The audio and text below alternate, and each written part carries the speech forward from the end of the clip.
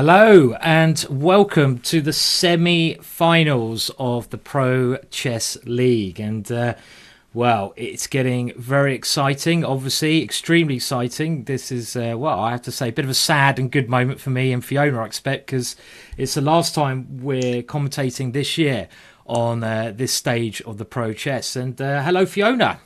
Hello, Simon. It is indeed. I have to say, I'm really excited for this. Of course, I'm sad it's coming to an end, but I hope this will be the start of something really fantastic. And hopefully, there will be a Pro Chess League next year. And with a bit of luck, you and I will be back together.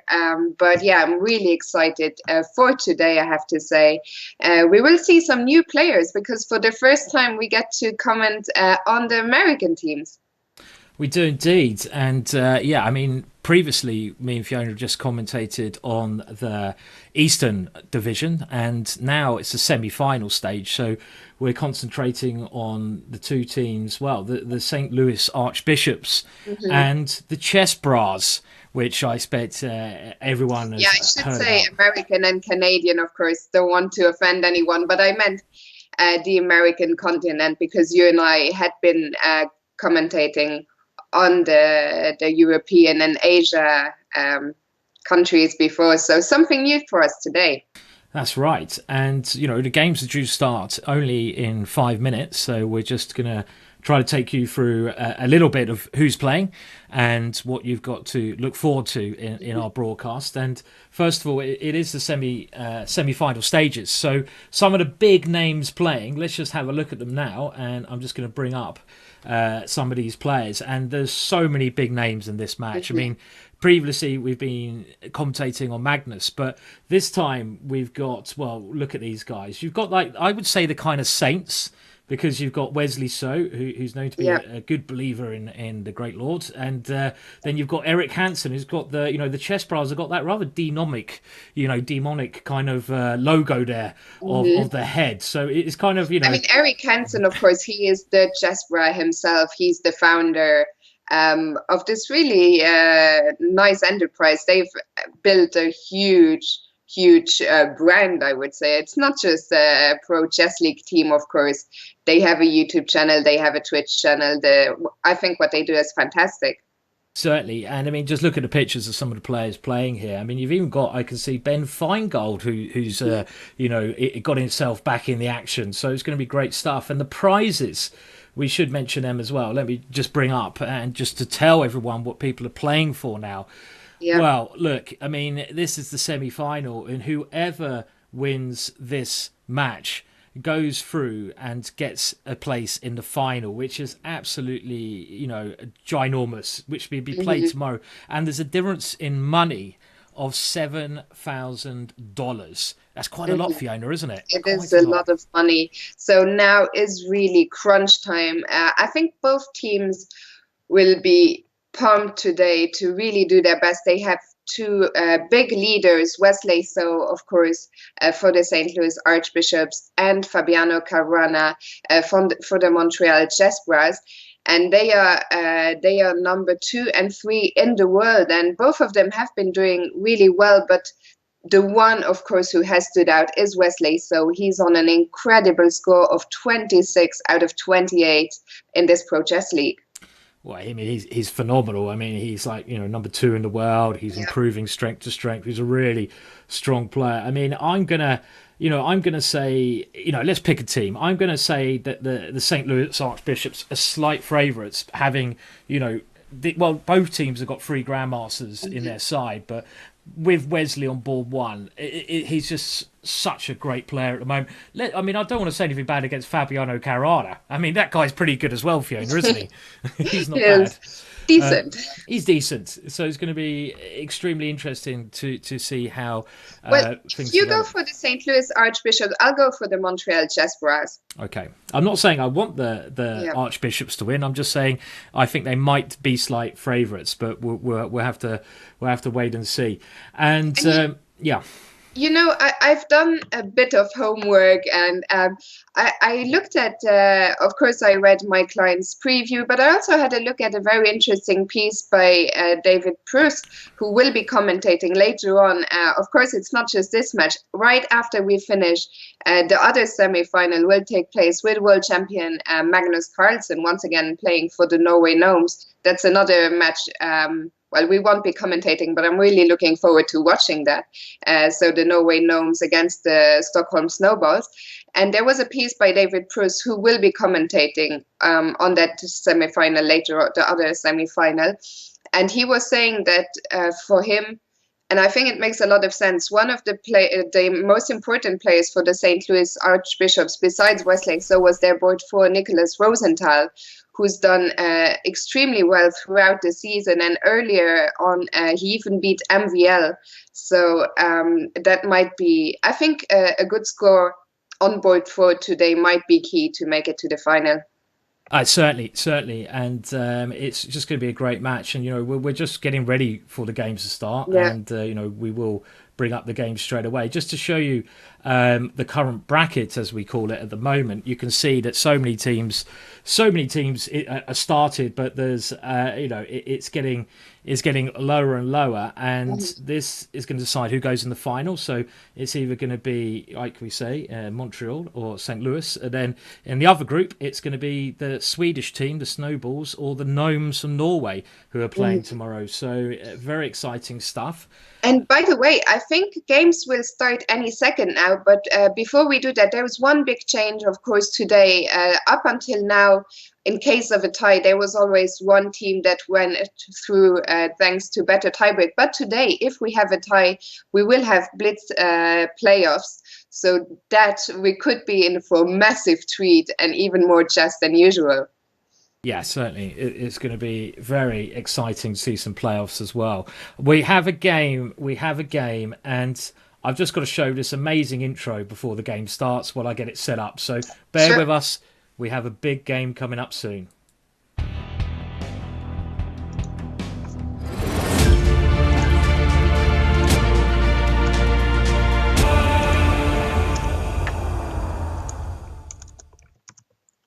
So we have Wesley So who's going to win this one? Maybe. Well, Simon, before we start, because as usual, I keep an eye on the chat, and I see people have already been asking about diamond memberships. Of course, there will be once again a 1 month diamond membership giveaway. But in the chat, I saw Greg asking the people, and well, of course, once again, but we'll come to that later. Thanks to Greg and to Chess.com for setting us up with this incredible league. Let's make predictions before we start. Predictions as to, well, I mean, like I mentioned, team predictions. I think the Archbishops will go through here, and I think the Gnomes will go through in the other semi-final, which is to take place straight away afterwards. What score do you expect? I'll go for 8.5 win for the Montreal ChessBrahs. I'm going to go 9-7 to St. Louis, but I'm not saying I want them to win. I kind of want the ChessBrahs to win in a way because they do so much for chess in other areas. I'm just going to let that one slip, but I don't mind. It's going to be so exciting anyway. And well, Wesley is such a great champion, and we can see he has already started. And on paper, this should be a game that we're expecting to win pretty easily.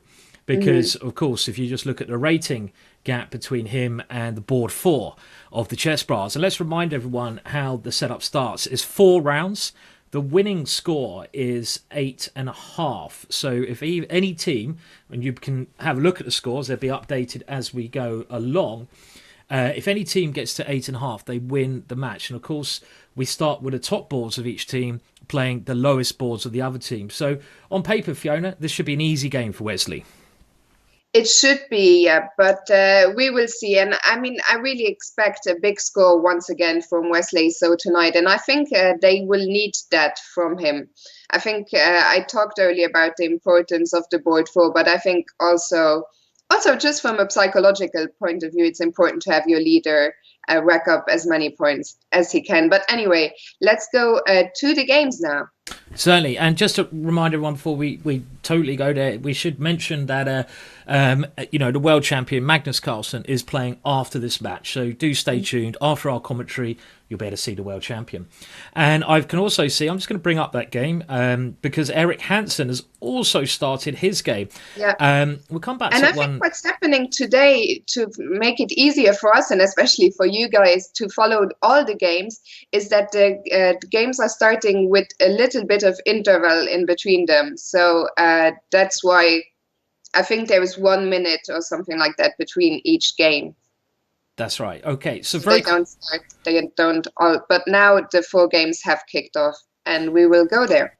So very quickly, let's have a look at the starting moves. Wesley, so with the black pieces, and he starts by playing, this sort of Indian defense, Nimzo Indian or Queen Indian, and then he transposes into a standard Queen's Gambit with d5. e3 is a rather quiet move. It's not a move I would like to play. I don't like playing this way. b6, and this is a very traditional way of playing, and both sides develop quite sensibly, but then a bit of a strange move here, a6 from Wesley. And that's quite a slow move. I mean, if I was white here, I'd been tempted to swap on d5 to try to take advantage of that. But if we get to the current position, it looks so far, Fiona, that both sides are just developing their pieces very sensibly here. Actually, very symmetrical position. In actual fact, it seems that somehow Wesley's gained a tempo in this position, even with black. How did he manage to gain a tempo there, Fiona? I'm not sure how that happened. Yeah, I'm not sure, but I think the opening has definitely gone very well for Wesley. He's also 2 minutes up on the clock already, so he couldn't really ask for much more, I think. Yeah, certainly. And knight c6 does threaten knight to b4. So I would expect here, white's sidestep that one by, just not playing a3. I mean, it's still pretty, symmetrical position. And what often happens in these types of structures is that white at some point will capture on c5. Black will recapture with a b pawn, and you get this pawn structure, which I think Danny Wrench has talked about in his premium videos.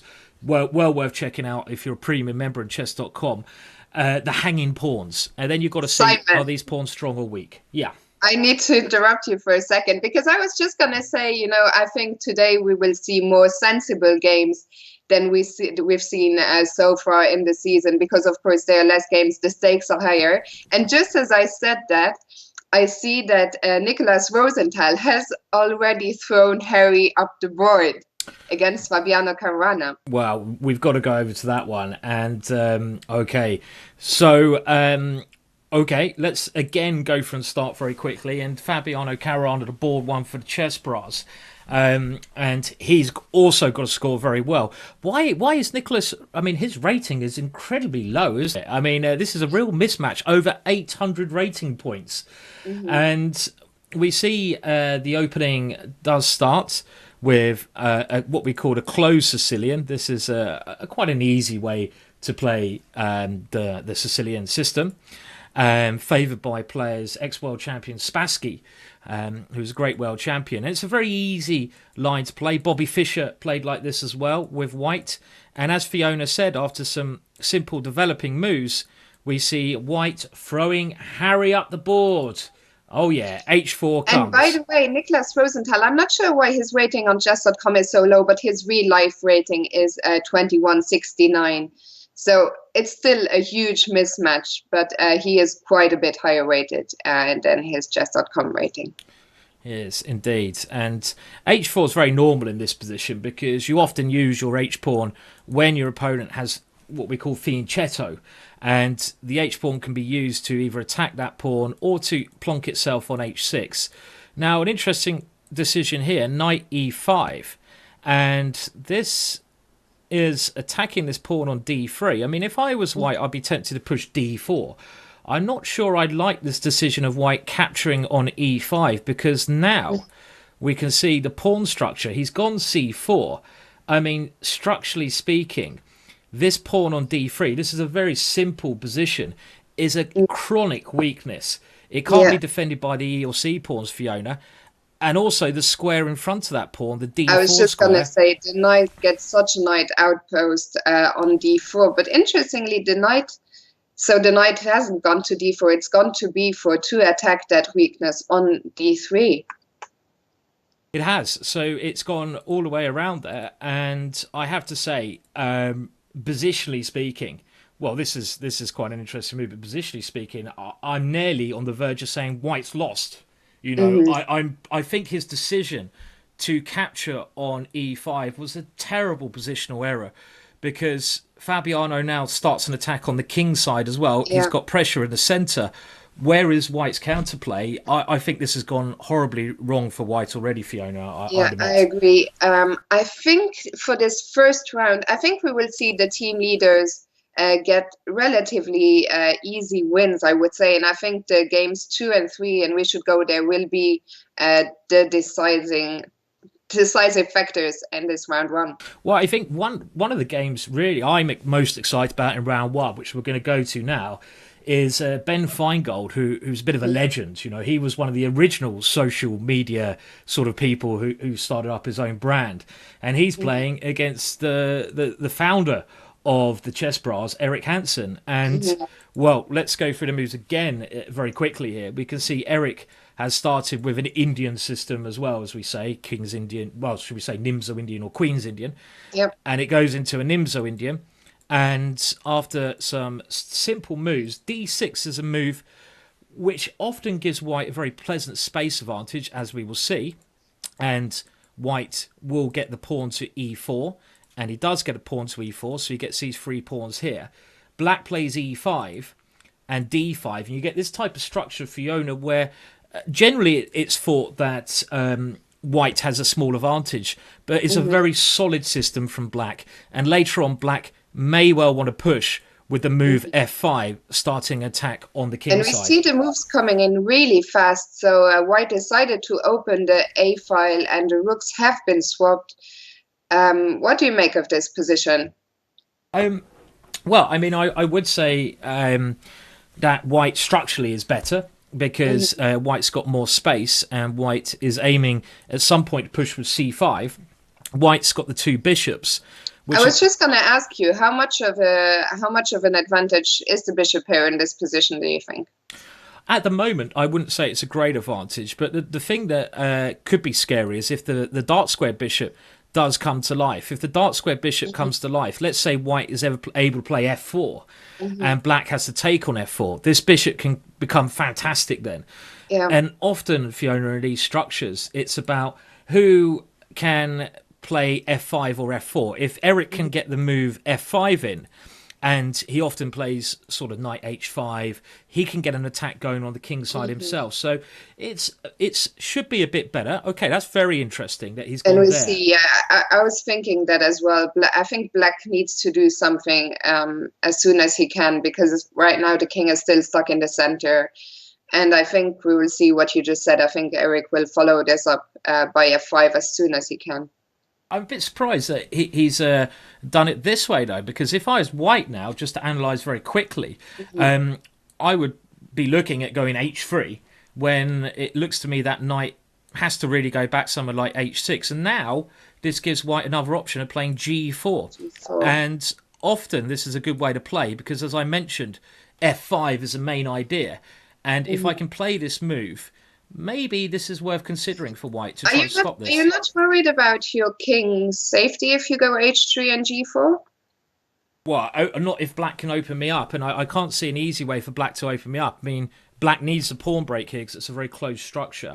I mean, I don't know. The king is always going to be a little bit weak here, I suppose. And I think I'm more worried about giving away the f4 square.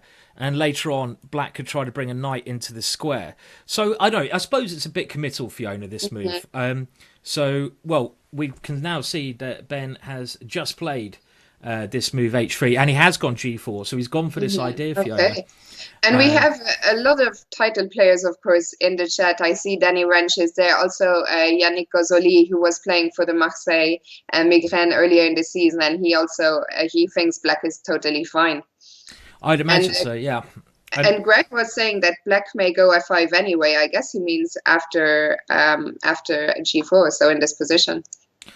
I can't see how he could play f5 there. I think I'd just take it. I mean, he could try to play it slowly. I think he wanted to go f5 followed by g6.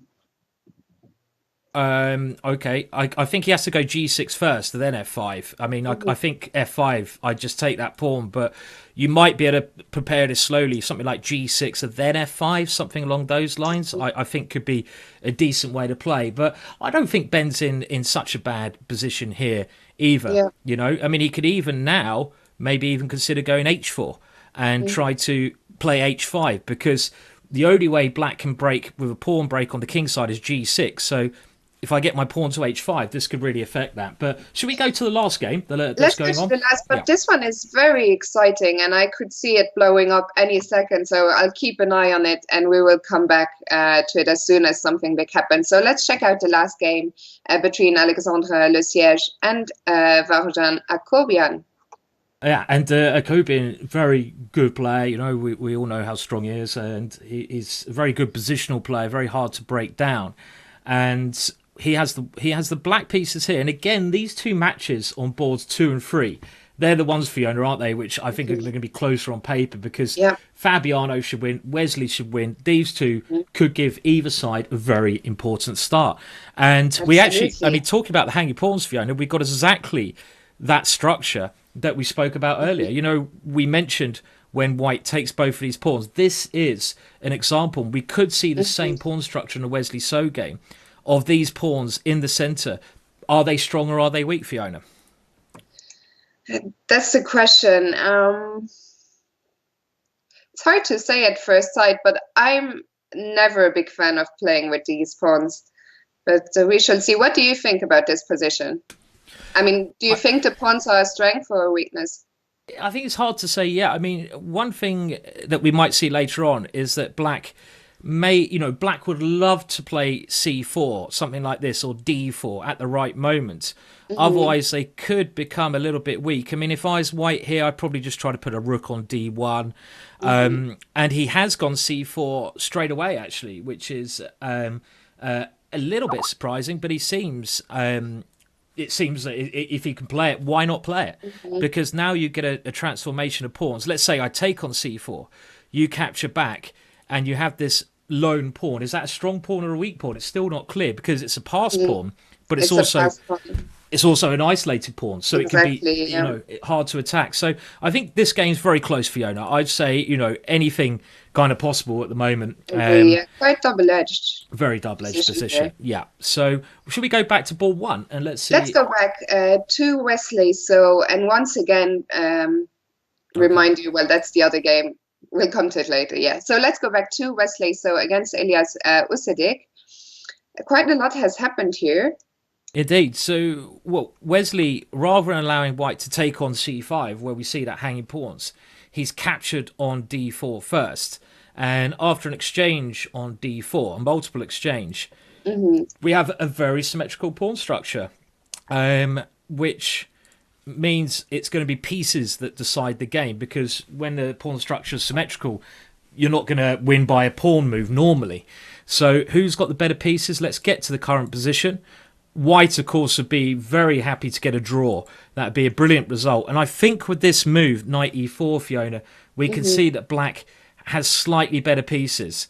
And his pieces now taking very good squares. Okay, white tries a pawn break, a slight change in structure. Bishop c6, that bishop is coming to b5. And it looks to me, Fiona, that white's pieces are better placed. I mean, that should, I'd imagine, give him some kind of edge. Yeah. You know, I really like watching. Many people say Wesley's games are often boring, or but he makes it he makes it look easy. He's just improving his pieces, and yeah, I really like his position. Once again, Wesley saw on an incredible score of 26 out of 28, and I think we're in for another typical Wesley So performance here.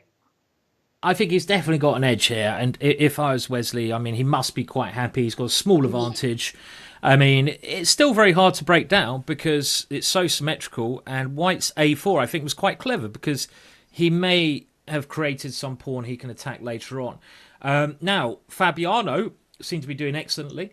And we're getting an update on where we were in that game. He just played f5. White aims for some piece exchanges. And now Fabiano starts attacking on the king side as well with f4. And it seems like he's control of most areas of the board.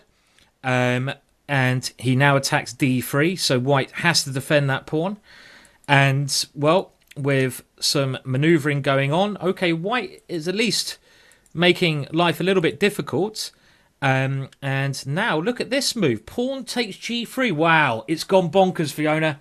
It's gone bonkers, because after this move, isn't this a sack? Let's have a look. Bishop takes h6, pawn takes g2, king g2. Okay, and well, a lot of things happening here, Fiona. A lot of things happening.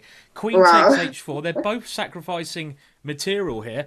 What on earth's going on? What is going on? I had to refresh. I think my computer couldn't take the insanity, so I had to refresh because I wasn't getting moves, and I refreshed to land in this totally crazy position.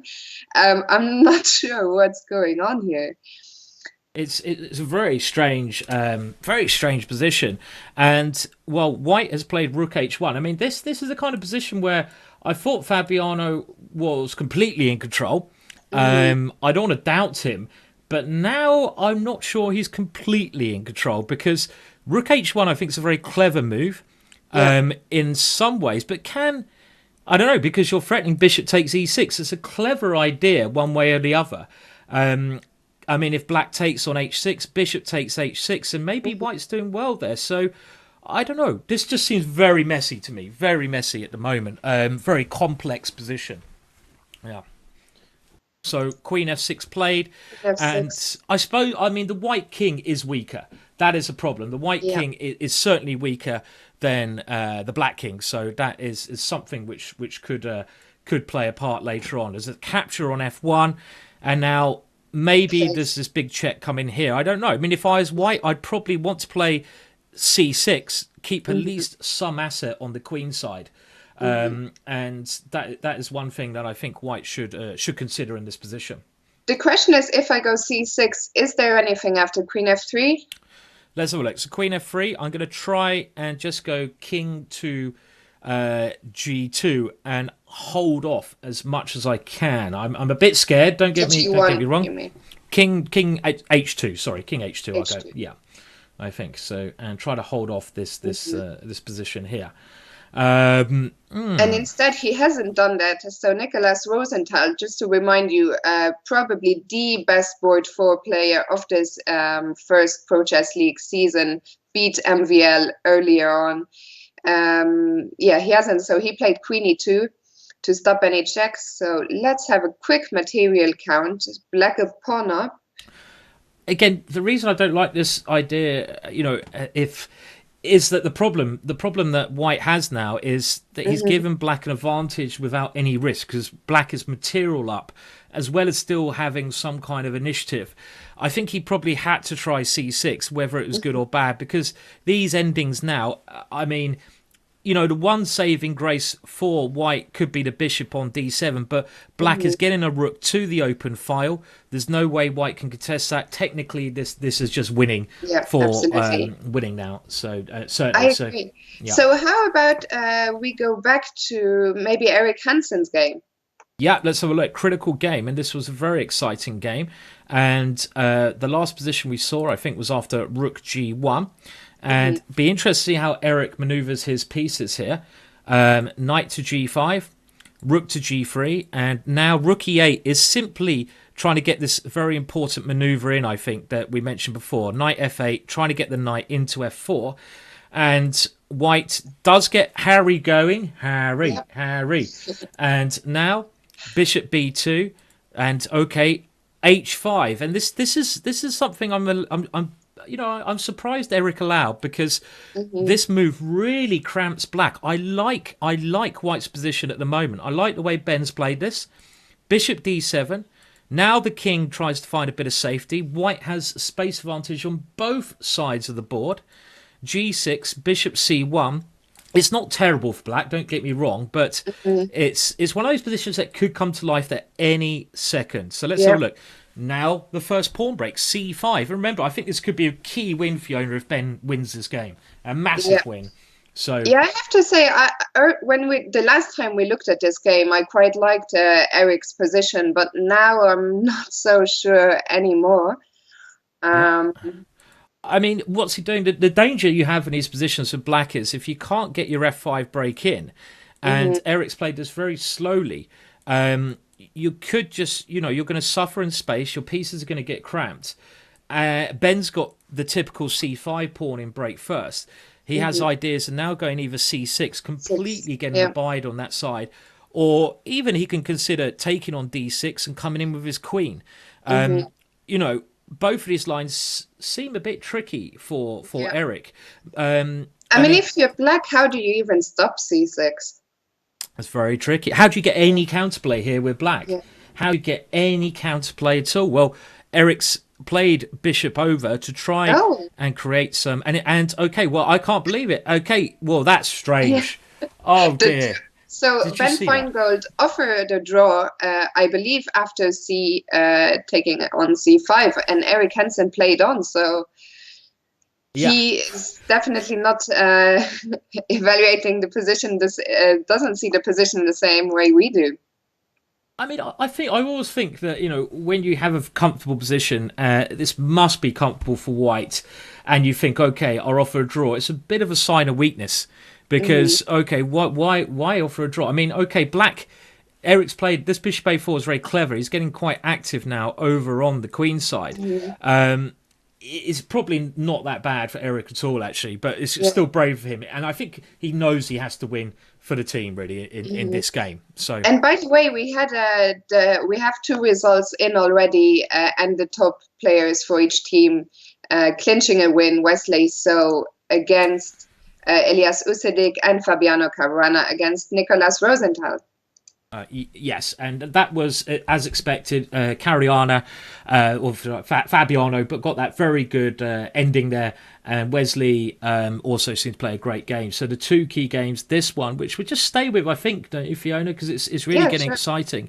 H takes G6. I thought this would be the move played because positionally speaking, what I want to do as white, let's say you go pawn takes. I think as white, I could even consider now going bishop takes g5 and maybe Hmm. going knight to f3 because I'm trying to kill your knight on f8 Hmm. and just play against your kind of bad pawns here. So that's positionally something I would certainly consider. So Eric is now trying to think whether he can allow that or whether he should go for the more dynamic knight takes g6. The downside of going knight takes is that white's knight has this fantastic square on f5. So this is this seems to be very in the balance, Fiona. And Eric will need to make a decision quite soon because he is 4 minutes down on the clock as well. So only 2 minutes 20 for Eric Hansen. Of course, he's a very fast player, plays a lot of online chess, everything from Blitz, Bullet. So he is very experienced, but still, you want to let yourself a bit of time on the clock, of course. Yeah. Well, 2 minutes. I think we don't have to worry about Eric's time handling here. I mean, this is a big decision to make because this. I like this. Taking on G6 move.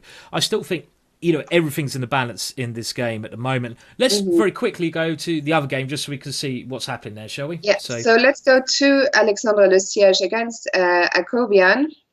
and we can pick it up very quickly from the last position. And okay, it really depends. Often in these positions, as we said on these pawns, Hmm. we have an exchange on g5, knight coming in, and now, well, white does have the two bishops. I love this idea, beautiful idea. This is one way to try and prove that the c4 move is premature because you've given away a pawn. You always give away pawns when you play a pawn move, and this move here is giving away the d4 square, which white's bishop will be fantastic on. So he's put his bishop there, and black getting active with his own pieces. The problem white has is his other bishop, queen f3 played, and the current position is happening after this move here. Both sides have very good pieces here, Fiona, I guess. I guess so too. I have to say I like white, but I'm just thinking of how to make progress. Okay, I threatened mate, which is always nice. F6 played, of course. And yeah, I was saying I like white, but I need to figure out a way to make progress here. Yeah, I mean, it's quite a hard position. I think it's probably still in the balance because your bishop on b1 is pretty terrible. And if you ever decide to get rid of that bishop, well, now that pawn on d3, I would be quite scared about that pawn being 2 squares away from queening. So I'm thinking, okay, you've got to try to find, as you say, Fiona, a plan here to do. You've got one nice piece, but one nice piece is not going to win the game. And black's knight contains both of white's rooks and the bishop on b1. So yeah, so that's you know, I don't think black's any worse here. Actually, I'd say now more I look at this. Yeah. Yeah. Okay, shall we go back to Eric, who's down to 1 minute on the clock now? Yes, let's go back there. And okay, wow. And things are happening. Oh, what happened there? Let's have a look. So, well, he went bishop b5, Eric, and now we had pawn takes h7. This is why he found another option, Fiona. Knight takes h7, queen c2, and now Eric has gone for knight takes e4. This has gone completely bonkers. Rook h3, and someone's king is weak, Fiona. Whose king is it? I don't know. So, yeah. So, well, wow. I mean, yeah, I'm struggling to evaluate this position, really. I'm still liking white because for me, you know, there's a very simple plan that white has. White has knight f5, fantastic square for the knight. And then, well, knight f5 now is still playable because you've got knight e7 check. Knight f5, queen takes d5, knight e7, boom! Put that in your pipe and smoke it. Yeah, so, knight f5 looks a very obvious move here. It does, and Eric's time is very, very low. Knight f5 must be a potential. Yeah, he's got it. He's found the move. And this is very dangerous, Eric. Knight h6 is an immediate threat as well. White can always play queen d3 if he so wishes to get rid of this knight. The more I'm looking at this, Fiona, the more I'm fearing for Eric. 25 seconds left. I'm very fearful for Eric here. 20 seconds left on the clock. The more I look at it, I also think his king is in more immediate danger. So I think we might see a big win for Ben Finegold here. King h8 played. 13 seconds left, but we know how quick Eric is. I mean, here, if I was white, I'd maybe play queen c2. I want to get rid of this, or queen d3, sorry, to defend d5. Queen d3. Let's play that one. I want to get rid of your one active piece, which is your knight. Try to kick that back. I have other ideas here, though, Fiona. I could try some crafty move like queen f3. Maybe setting up some way of trying to get my queen over there. Okay, this is very interesting. Bishop g... Oh, that's a brilliant move. Absolutely brilliant. Bishop g7, and now knight h6 is a possibility. Black has to sacrifice the queen. If bishop g7, he has to sacrifice the queen. That's a real... Look, I mean, Ben Finegold's on fire at the moment. Yeah. Really on fire. Yeah, and I think he's going to take this one. So what happens if we go bishop g7? Okay. Or do we have time to remove our rook? Okay, so he's gone bishop g7. And now sacrificing the queen, but he will get a knight and a rook. You get a knight and a rook, but the danger is these queenside pawns over here. I kind of think that, you know, white's got an important decision now. Do you take on d6 and try to win the d6 pawn, or do you go c6 and try to win the c7 pawn? I like c6. Black's knight is still, you know, one of these positions. And you know who's joined us? I'm interrupting you. Fabiano Caruana has joined us in the chat in between games. That's a bit cheeky. He's saying that, he will say, well, earlier, that after bishop h6, knight eg5 might still hold for a bit. This must be losing now. I mean, the one problem you have when you have two minor pieces against Queen, Fiona, is they need to help each other out and they need to contain. I mean, rook b4 is a very good try, because if he can somehow, you know, get this rook and knight working, then they could do the job. If I was white here, I think something like queen c6, because then I'd threaten this check if you take the pawn, and I just want to win your pawn. Queen a7, the same idea. Queen c6 may be a little bit more accurate, but 5 seconds left, checks come in. Yeah. So, king f1. Look at Derek, the D pawn. Yeah, Derek. I think Derek will probably take the game here. The pawn will get to d7. Is it a blockade though? I mean, you go rook d4. Yeah. Let's say I put my rook on d4. I leave Yeah. my rook there for the rest of the game. Haven't I got a blockade in that position? What I mean by a blockade is, your pawn can never go to d8 because I've got Yeah. two pieces covering it. And you can never chase my rook from d4. And I can never chase your rook away. I can't. Maybe I can try and win by some clever f4 move. I think Eric's found a brilliant defense here, Fiona, potentially. Yeah, I think he's holding this. Incredible defense from Eric here. Yeah. Do you reckon we'll see this draw offer coming again? I mean, I think if you're white here, you've got to play a little bit. Well, I don't know. What do you do? I was. Can I go queen f8? I was thinking, yeah, he's done it. He's going for the win, Ben. Still, well, I say still. He offered a draw early, but queen g8 check is the threat, and now you've broken that blockade for a second. So d6 here. I didn't like Eric's king g6. I think he should have kept the white queen out. This looked a slight error, but d6 has to be critical here. He's played it, and the blockade's been broken, Fiona. Okay, so he's trying to set up a different blockade, but very dangerous now. There's a check, and there's also simply, watch out for knight f4. You don't want to get mated yourself here. Ooh. Yeah.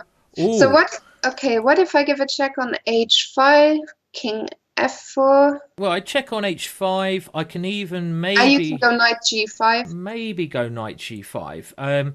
The issue is here. Can I play d7 or do I get mated? D7. Knight check on f4. Maybe I can just get away with king to h2 here. Because if I can play d7, I want to get my pawn as far advanced as I can, I think. And by the way, Alexandre Loysier has beaten Varoujan Akobian, a big win for the ChessBrahs there on board 3. Massive win. And I think that makes it even more important. Ben Finegold to win this game, it is going to be, equal the score. So it's actually looking now like a draw for Eric is going to be a good result here. But because that means the ChessBrahs have won round 1. And Fabiano Caruana is saying that Eric is a magician and he will save this. I think he's looking like he's doing a good job here. Could he even win this one? I doubt it. But I mean, he has 5 seconds on the clock. I think winning is pushing it, but I think if he can hold, that's already a good result, especially given the match situation at this point in time. Yeah, I mean, how do you win? You've got to find some tricky maneuvers with the queen. That king just looks so, I mean, I think it's just about holding, but the king can always just come to defend the knight. Eric's offered a draw. He has offered a draw. And that's something I think that white should probably not accept at the moment, because this game really, it probably is a draw here, but it's with this d pawn, it's black who's in more danger. I can't see how you win this one, though. I can't see where the win's coming from. And he declined the draw. And interestingly, a second ago in the chat, Fabiano said he was even thinking that Eric might try to win. Yeah. But with the time situation. Well, the issue here is Eric is now threatening knight f4, king f3, and all of a sudden his 3 pieces are coordinating so well together. Imagine this happening. He's gone back, so he played it safe there, which it makes a lot of sense in this situation. I think Eric's idea is to keep defending the knight. Also, Eric's problem is you need some time to figure this out. And I think we might see a draw here. And I think maybe it's just too risky if you don't see a mate and it's not easy. I mean, if you push your pieces forward, then you're at risk of losing if you miss something. Well, let's see, because now Ben is very short of time. And, because Ben is short of time, I think Eric might try to play. I think he might play. I think anything can still happen in this game, really. Yes, okay. Draw's been offered and a draw agreed. Okay. Wow.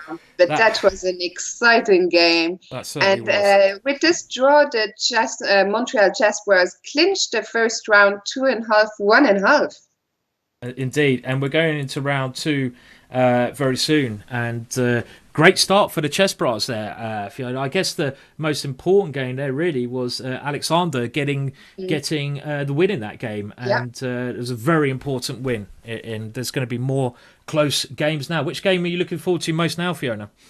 Well, let's bring up round 2. And by the way, when we have a second during the break, we can talk about the players' photos here. But I'm looking forward to Ben Finegold against Fabiano. I mean, Ben Finegold against Fabiano, that's not an easy one for Fabiano. Fabiano, I mean, the game I think everyone must be excited about is Wesley So versus Fabiano. I'd love to see Fiona, the last round, coming down to that as the last game to decide the whole competition. I mean, that would be a great decider, wouldn't it? You know, but I'm kind of dreaming there, I think. So, yeah. I'm also, I think I would quite like having Blitz playoffs. That would be really exciting. I think they would all play each other again. So 4 more rounds at a 3+2 time control. So that would be thrilling. Yes, yeah, certainly. And, the playoff could be, I mean, if it is a draw, this is the first time that a draw match is not necessarily, we don't have an automatic winner. It goes to a Blitz playoff, so that could be possible. And, of course, there are only 4 rounds. It's an all-play all as such. Each player plays each other player. And they're playing, let's just bring up the prizes very quickly. They're playing for the difference of £7,000. But of course, you're into the final, and potentially you can then get to 20,000. So it's really, really important. Yeah. We can look at the bracket as well, and when we say the bracket, the teams that have been knocked out, the teams still left in. Each of the teams playing now, Fiona, and you can see have won their areas of the world, so they should be proud of themselves. I mean, on the world map here, you can see the ChessBrahs won basically North America, and all the other teams were winners of their groups there as well at the same time. But we have a game starting now, and this is, a game I'm very interested in as well, Fiona, after that fantastic result in the last round by Alexandra. He's now got to play against Wesley So. Any chances for him? Well, of course. I mean, Wesley So is number 2 in the world, but he's not I was going to say he's not unbeatable, but in classical games he's undefeated for something incredible like 54 games or something.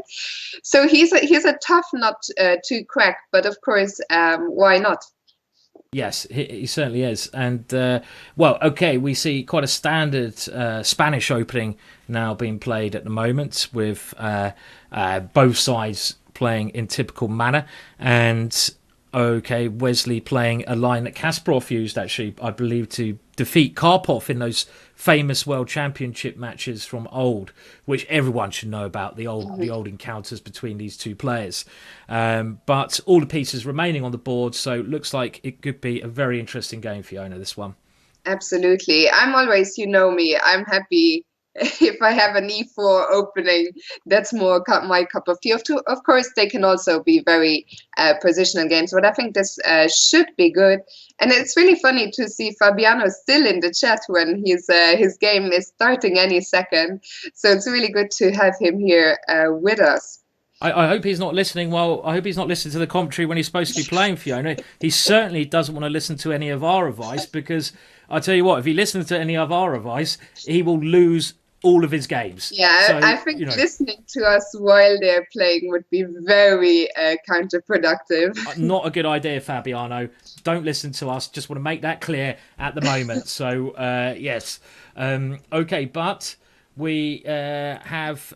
we're still waiting now for Alexandra to move. Let's see if there's any other games started. Yeah, another game has started between Akobian and Usadik. And Akobian, after that loss in round 1, is going to be very eager to try to strike back in this game. And, I know quite a lot about this opening, having played it with both sides at some point. And it is the Benoni opening. And this is a very aggressive choice by the player of the black pieces. It's one of the most aggressive openings, this C5, the Benoni. And it leads to very interesting positions. And Akobian has played one of the most trendiest lines of late, where you basically go bishop f4 and you don't put your pawn on e4, but you stop all of black's breaks. So you stop b5 first, the main break, and then you just put your pawn on e3, because it can be a target on e4. And after this, we have castling, h3 allows the bishop to be tucked away, rook e8, and now bishop d3. And like I said, I've got quite a lot of experience in this. Often the white knight on f3 wants to come round to c4. The one thing about the Benoni, I think, Fiona, is many people have commentated on it, and they said it's basically, positionally rubbish for black, but tactically quite good for black. Have you ever tried it out? Have you ever tried the Benoni? I haven't, no, but I always thought it's something I really should. It's very interesting choice of openings. And knight b d7 is a typical idea. You're allowing your opponent to capture on d6 in this position, but it gets tactical then. And I expect we could see some knight coming into e5. But I think this is the way to play against Akobian, especially after he's lost. Take the game to him. Try to play a tactical game and try to make things as complicated as possible. Seems like a good way to play. And I see that Eric Hansen's game against Nicolas Rosenthal has started, and we see another favorite opening of yours, the French defense. Okay, let's find that one then. So all games now started, and Eric, bravely turned down the draw, and he has the white pieces here. A game he really must win now. Bishop g5 actually had this position as black against Eric in the London Rapid Play from 2 years ago, and this is a very, very solid system as black, Fiona. I actually think a good way to play against Eric, maybe, I don't know, is to play solidly, because Eric is such a great attacking tactical player. He's very sharp. So yeah, I don't know. I think this is a good, solid way to play against Eric. Just keep it, without too much risk. Bishop e7, waiting more moves there. It looks like we have one more game. Of course, Fabiano Caruana's game has started against Finegold, the game I said I was looking forward to, and it's another Ruy Lopez. Okay, so let's dive into this one. And as you say, another Spanish opening. And okay, well, I say Spanish. It's actually, this is the Berlin variation now with knight to f6, which is one of the most solid variations. You can try. Of course, people who have been watching us know that we are not massive fans of the Berlin, but I'm always happy if the queens stay on the board. I'm fine with it. Just don't swap. Don't go into the end game. There's a very nice trick here. Did you know this trick? I think it's here. After d3, which is a way to avoid exchange of queens. I've tried this before in Blitz. Have you seen this trick? Knight to e7, which looks like a blunder of a pawn. It might be a trick that people want to try at home, because after knight to e7, white might be thinking, I can win a pawn. Thank you very much. White takes that pawn. And Fiona, can you see the trick here? Can you see it? c6. And white thinks, okay, I'm going to threaten bishop c4. I'm going to win the game. Checkmate, next move. And now, shall I put you on the spot, Fiona? What is the rest move? You can't, because I see this with a little delay, so I don't actually see the position right now. So you can't put me on the spot. But of course, queen a5 check is the idea of this trick. And this queen a5 is quite a little crafty Berlin-like trick. You win a piece and you win the game. Okay, but this didn't happen. Instead, solid development from both players. Generally, in the Spanish, the Ruy Lopez opening, you want to play g6 and put your bishop on g7. This is a much better square for your bishop than e7. So Ben's gone for this. And now Fabiano tries to open up the position with d4 before black can get properly developed. And a little bit of danger in this position for Ben, I guess. And by the way, I just wanted to say hello to we have some big names in the chat. Of course, we had Fabiano earlier, but I want to say hello to Anna Rudolph and Lawrence Trent, and also Peter Douglas watching us all the way from Dubai or Sharjah. So hello to all of them, and it's great to have you all, not just them, I mean everyone in the chat. And just remind you, we are again giving away a 1 month diamond membership. Cool, they get to travel the world a little bit, don't they, Fiona? These people. I mean, we're quite lucky as well. Our next event, we're off to Iceland together, aren't we? We're commentating over there. We should. So we will be commentating on the Reykjavik Open, and Peter Douglas will be there producing the show. So I'm looking forward to that. Yeah, definitely. But back to the games. Do you want to check out another game? Yeah, it could do. I mean, just to say, this game I think is about to get interesting because because Ben has got f5 in, And and this is now like a main line King's Indian defense. Anyone who plays that, and but the problem here that Ben has is that if he ever goes f4 and starts a pawn storm, he doesn't have his light square bishop. Now, this might not seem like much, but in the King's Indian defense, if you are a King's Indian player, you will know just how important that little baby on c8 can be. It always wants to sacrifice itself somewhere over here. So I actually think, Fabiano should be better here because the light square bishops, Fabiano swapped his one off, which is typically a very bad piece because it's stuck behind the pawn. So I like Fabiano's position. I agree. And let's see how the leader of the archbishops is doing, Wesley So against Alexandre Loysier. And the last time we looked, Wesley had played d4, trying to strike in the centre, and knight d7, and now he plays the typical move a4, and we have a lot of exchanges coming up here. Knight d2, more exchanges, and more exchanges, and this is the current position here. I don't have much experience in these positions, Fiona. I don't know what's going on. It looks like White has a better pawn structure, but Black can get active with his pieces. Do you know more than this? You probably know more than me in this position, I would say. No, I have no idea. What I'm thinking is Black will have to get active quickly because I would be really worried about. Well, you said earlier that White could just take the d6 pawn earlier, but now. If I were White, can I play a move like knight f5? Well, it's Black to move, sorry. Yeah. But I was just thinking, if I were White in the future, maybe I'd just like to attack this pawn. And where does your activity come from as Black? I totally agree. I mean, a move like knight to f5, positionally speaking, White must be better because you look at the pawn structure when you assess a position, and this is something every player should do when they're working out transformations of positions. Very important concept in chess. You've got to look at the resulting pawn structure, and here, as Fiona has rightly pointed out, the pawn on d6 is a lemon. It's a big Keith Lemon of a piece. Apparently people say I look like Keith Lemon, but I don't think anyone in America knows who Keith Lemon is. Do you think I look like Keith Lemon a little bit? I don't know who Keith Lemon is. I'm sorry. That's good. And he's a silly-looking ginger man. Okay. But anyway, knight coming to f5 and taking on d6 is a big problem at the moment. So you're right, Black needs to find something active in this position, certainly. Yeah. Yeah, I really like Wesley's position here, I have to say. And again, Wesley is playing quickly. He's already almost 5 minutes up on the clock. Probably all preparation. Probably all preparation, Sorry. I guess. Must be, yeah. So yeah, certainly. I don't think we will see an upset here, but I'm happy to be proven wrong. Yeah, I mean, let's just try to work out very quickly before we move on. Let's say Wesley goes knight to f5. I mean, he's ready to touch down on d6. What is Black's idea against knight to f5? Black needs to do something pretty quick here. Otherwise, it's real trouble. And I don't entirely know what Black does in this position. So I think we like Wesley's position, don't we, at the moment? Certainly. Where should we go? Where do we go?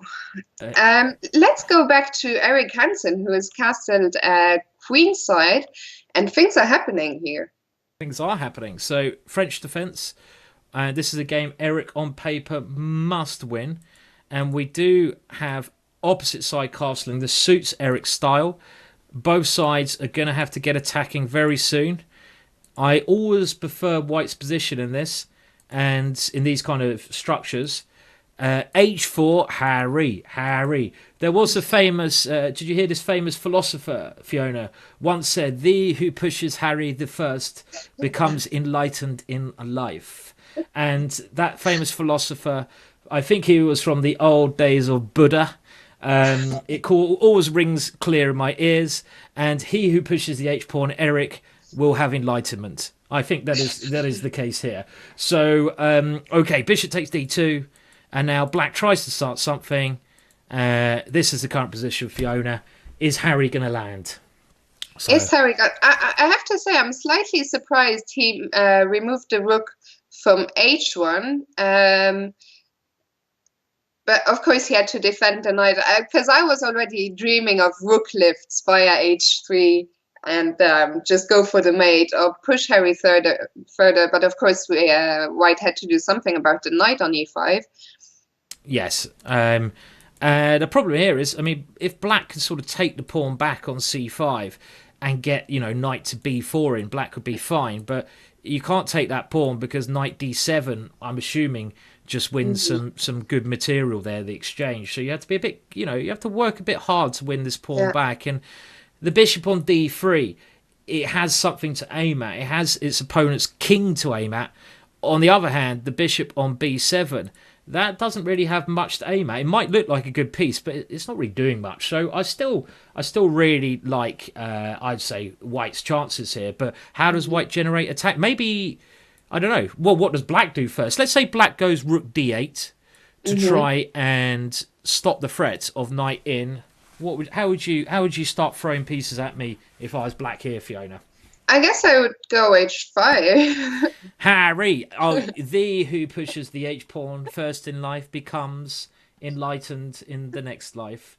And quoted by Buddha and his crew of Buddhists, I believe. So h5, and the idea is to go h6 and just create some weaknesses around the black king. Is that right? That is right, yeah. I was just having a look at the chat. Yeah, I really like White. And we see Black has just played, he put his rook on c8, not on d8. Makes sense as well. I mean, if Black can get this one move in, Queen takes c5, and White doesn't have a big hit, it's suddenly Black who should be absolutely fine. So I think, I mean, let's say... Quite a double-edged position, and Nicholas Rosenthal, once again, who's done a tremendous job on board for the St. Louis Archbishops this season, beating, well, I've said it 2 times already, but beating MVL earlier on. Earlier on in the season, not earlier on today. So, and I think he's doing a great job again here. Yeah, this is what I'd say again. Very important moment. Okay, he's obviously Eric has been enlightened by the higher powers. He's pushing Harry the H pawn. It is a critical moment because Black needs a couple of moves and he'll be absolutely fine. And I like this idea. I think I'm interrupting you. I think we should go to Fabiano's game. I saw it was requested in the chat, and a lot is happening in that game. Wow. Okay, let's have a look. So we had this kind of position, and all credit to Ben because he is at least going full buns. Buns? What's buns? I meant guns. Full guns blazing, and he's going for it. So does he manage to get an attack going? Queen d7. So if that queen nibbles its way in, chances. Knight g4. I mean, I do like the way Ben plays. He plays without fear, and this is the best way to play against higher rated opponent. Didn't Ben beat someone very good in one of the previous Pro League chesses? Who did he beat? He beat Mamajarov, I think, in one of his games. Possibly. I'm not sure. I'm sure someone in the chat will let us know. Yeah. So h5 played. And Black gaining an initiative. Knight h3, 8. Ben. You know what Ben's thinking here, Fiona, don't you? Come on, tell everyone what Ben's thinking with the h-pawn. What he's thinking, what? He's pushing the h-pawn. What's he thinking, Fiona? He's going to get enlightened. He wants to get enlightenment. Ben is looking for enlightenment. And he sacrifices a pawn. Harry. Fabiano gets a very strong knight on e6. And now rook takes f1, queen takes f1. I'm a bit worried that Black's attack will only work if he can get his queen in the attack. Can he do that here? I'm not sure he can, really. Can I play? No. I'm not sure it's possible, is it? It's not easy to get that one in the attack, maybe. It looks... I like the look of his position, but I'm struggling to... I was thinking of playing rook e8, rook e7, rook f7, but that's just too slow. And Ben has just played queen h7. I mean, something like queen f5 here strikes me as a good move. Queen f5, rook here. I think Does he have any ideas with h3? h3, maybe I just put my king on h1. I think I don't. If h3, I don't want to take that pawn. It looks a bit risky. I just put my king on h1. I go rook f1, I take control of the f file, and the knight on e6 is what you call, that is a monster of a stallion, that one. I mean, that has won many Grand Nationals and etc. etc. I mean, I think that knight's going to win the game here, Fiona, I must say. I don't see how you're going to do anything around that knight. It controls so many important squares. Wow. Wow, look at that, though. Look at that, fireworks. Knight, he's gone for something mad. I love it. I don't believe it for a second, but he's gone for it. I think that is desperation more than anything. Ben seems to be, he's playing like a nutter. Like a lunatic, I was going to say, yeah. A lunatic. We love this, of course, but as you say, is there really a follow-up here? No. I think the simple answer is he's played like a lunatic and now he's going to have to resign because there's a rook h1 coming. White's a piece up. This is game over. I mean, I have to say, he went for it, Ben, but without this light square bishop, and he resigns. He just resigns. He's had enough here. That's why in these kind of positions, it's worth knowing the light square bishop's so important. You need that bishop to do stuff. You can't play without the bishop. So, by the way, Ben is saying in the chat that he forgot about knight takes g5. So if we go back to the position, just to let everyone know what he did wrong, I mean, he tried to go for the enlightenment with h4, which is clearly a bad move. He should have gone bishop h6 first. One of the only occasions in life where pushing the h-pawn is wrong. And after he did that, that was the only example I've ever seen of that. Knight takes g5 and he's in trouble. So actually, I think that was just oversight, should we say, Fiona? So where should we go? Let's see how Wesley So is getting on. So Fabiano Caruana getting another point for his team, the Montreal ChessBrahs, keeping them in front. Can Wesley So do the same for the St. Louis Archbishops? I think, as you mentioned, Fiona, it's really a race between the two ball ones, isn't it? If they can keep winning, then they need to keep winning, I think. That they have to. One of them drops, it's going to be bad. And bishop d5 played. White has great, positional sense of the board. Bishop e3. And now, there's a threat to take on c5, take on b7. So black defends that one. And look at the time as well, Fiona. Black's spent an awful amount of time on this position, hasn't he? So. Yeah, I know I just said let's go to Wesley So a second ago, but now I clicked on the Akobian Usidik game, and that looks like a lot more is happening. So maybe let's come back to Wesley So just a bit later, and let's see what is going on between Akobian and Usidik. Yeah, definitely. So we'll quickly go through the moves from the Benoni position we had. And this is all standard kind of stuff that both sides are playing. And in these type of positions, White always tries to go f4 and e5. This is the main idea as White, if you're trying to learn this opening, how to play against Benoni, that you need to know. So here, Akobian plays f4, and he now prepares the move e5. And it looks like White is not really finding any active play here. And now he hits with this move e5. And, Black takes on e5 twice, but he allows the white queen into the position. Knight e4. And, whoa. Oh, is there a rook takes e4? Oh, I really want to go rook takes e4 and knight g3. Is that legal? Looks legal to me. So rook takes, bishop takes, knight g3. So rook takes e4, bishop takes, knight g3. That's nearly mate. Yeah. If only queens could jump, it would be checkmate. But they can't, can they? I don't think so. Take here. Surely that's what he's thinking about. Yeah. I mean, look at this. You take here with check, double check. It's double check. The knight and the queen are attacking the king, so the king has to move. King g1. And then is White still just in control? I think White might just be in control of this one. Simon. Yeah. Yes, Fiona. Did you find something there? No. I was looking at something in the chat, but no, don't mind me. Okay, so do we have a?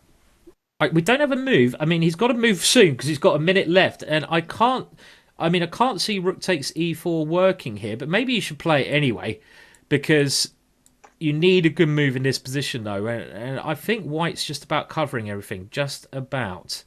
close, though. It's close. I mean, let's have a look at that one more time. Knight here, king takes. I think the white's pieces are very good here because he's got bishop f4 coming against any other move. You take on f1.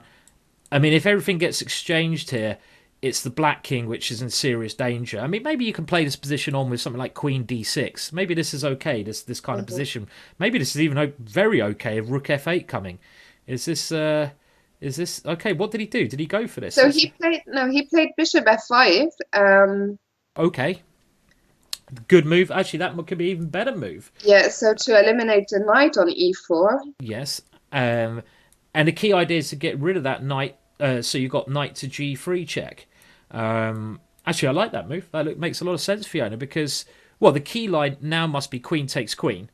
Because that queen, unless there's something else. No, I think you have to go queen takes queen. And black has to take that queen back. What does white now do with his piece? Is white losing material here? Is white in serious trouble? Can I... I think you're in serious trouble as white, because if you move the knight, which is attacked, well, maybe you can sacrifice it somehow, but then I've always got knight check and I can pick up the rook. It looks like white's pieces all of a sudden somehow come overextended here. I don't know how you save material. Should we? Yeah, very. It looks like he found a strong move, and again, Elias Usadik here, the board 4 player for the Montreal ChessBrahs, and indeed we see a rook sack on f5. Much better move, yeah. I certainly much better. Maybe he forced to play this, but he's still got some problems here. Because if he goes here, well, rook takes e4 is now very close to being. I mean, what's happening here? What do you do after rook e4? Well, after rook e4, you can't take on e4 because knight g3 check wins. Yeah. But I want to get rid of that knight, no doubt about it. I'm going to take that one off. But does black have a good move if this occurrence happens? I think we'll stick with the game, Fiona, just because if we look at the time situation, black has to make a decision in the next 24 seconds. This is going to play against him, clearly. Can I play rook e5? Rook e5. I like that idea. He's going to run out of time. He's gone. Rook takes e4. I think he had something stronger. Rook e5 looked like a great idea, Fiona, there. I really like that one. Put the rook on e5. Yes. But is this still... He needs a good move here, but he hasn't got much time. Has he got queen g3 or something? Queen g3 is... Oh, I don't know. Both kings weak, but whose king is weaker?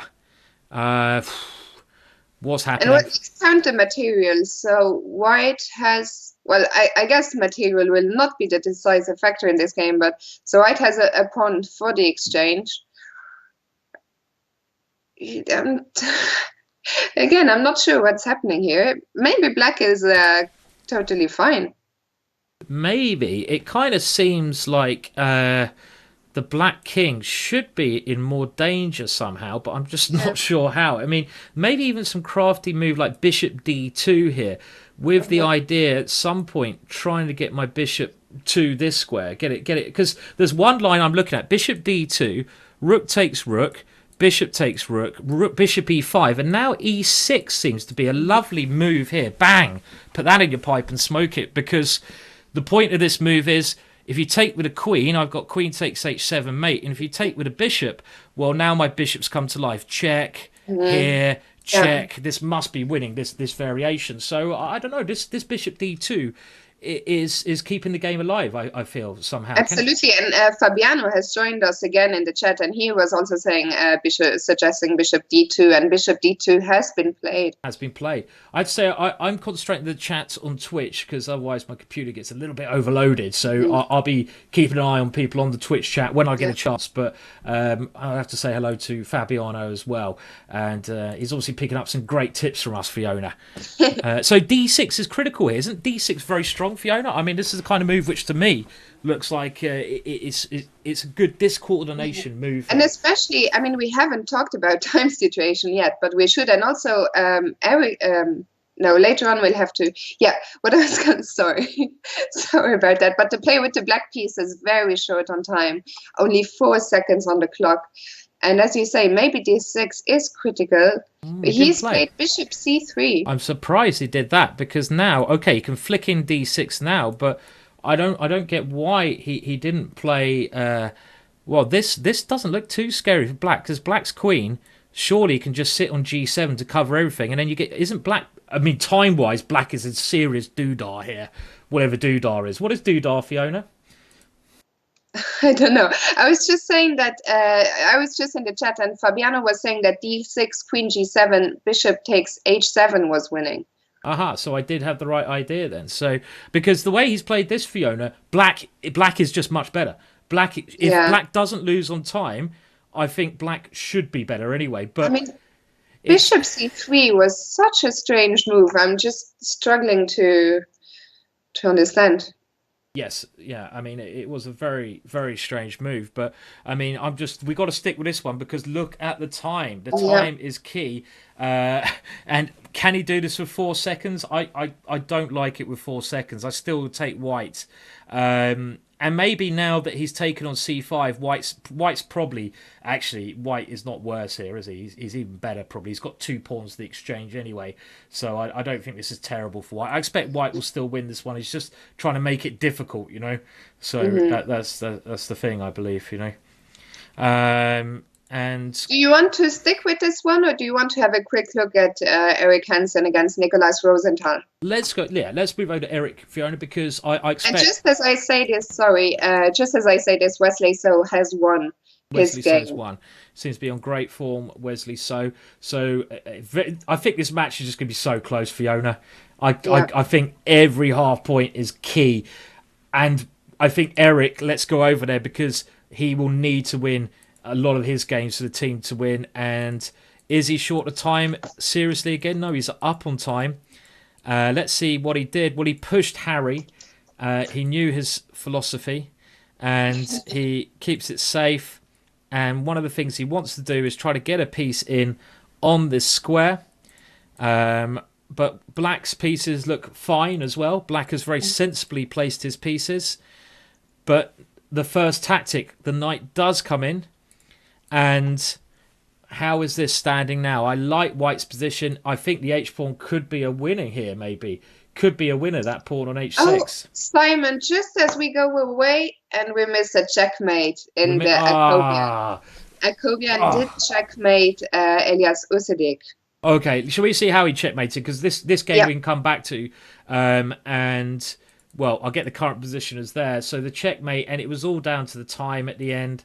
Akobian, I'm not going to say fortunate, very interesting game.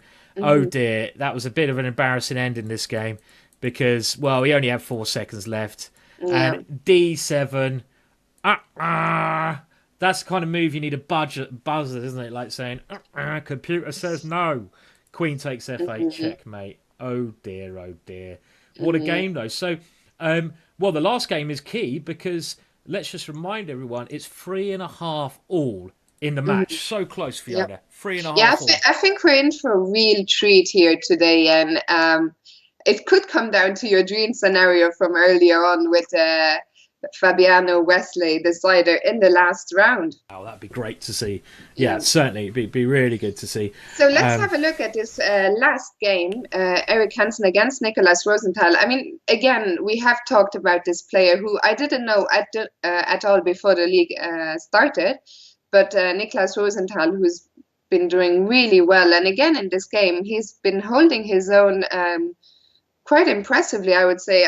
I really liked Eric's position earlier, but I'm not so sure what's happening now. I still really like Eric's position. I mean, there's major problems here. And, you know, the H-pawn, I was half joking when I said the H-pawn push is always good. But I tell you what, in this position, having that pawn is like, well, it's like having a hernia for black here, because black is really tied up. And the last move at Eric's queen e3 is just aiming at some point to get that queen into the mix. I mean, the threat. So I'm sorry about the little dropout we had there. Unfortunately, we occasionally have troubles with internets. Nothing we can do about that. I hope it's a temporary thing. So if you can hear us, we'll be back with you. Well, we are back with you now, hopefully, and we'll be rocking and rolling with the games very shortly. So I'm just checking now everything's set up correctly, and we're seeing Yeah, if and things it are looks going like we're back on, okay. getting good feedback from the chat. So sorry about that, people, but we're back now. As Simon said, if you didn't hear him, internet problems, nothing we could do about it, but hopefully it's fine now.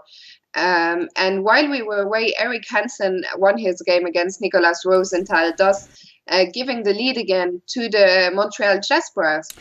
Definitely, and we can have a look at the how that game actually ended. I might just. It looks like you've frozen on Skype, Fiona, in quite an interesting pose. So I'm going to just try to restart our Skype call as well. Yeah. Sure. So okay. So Fiona had a freeze there, quite amusingly. So she's confused obviously with the position there, Fiona. And hello, Fiona, you're back and you're not frozen anymore. So sorry about that. And while we're doing that, I'm just going to take everyone through what happened in Eric's game when we lost that broadcast per second. And still one of those things that is a slight issue with the internet, but it will hopefully be fine for the rest of the show. Our apologies. So in this position, Eric did win by coming in on the dark squares. And let's see how he did it. It was very nice. He now went Queen D4. He took a simple pawn there. The pawn on h6 really, really tortures Black's position. And now he uses Gary the G pawn as well. And let's see, his pieces fly in. And very, very nice finish.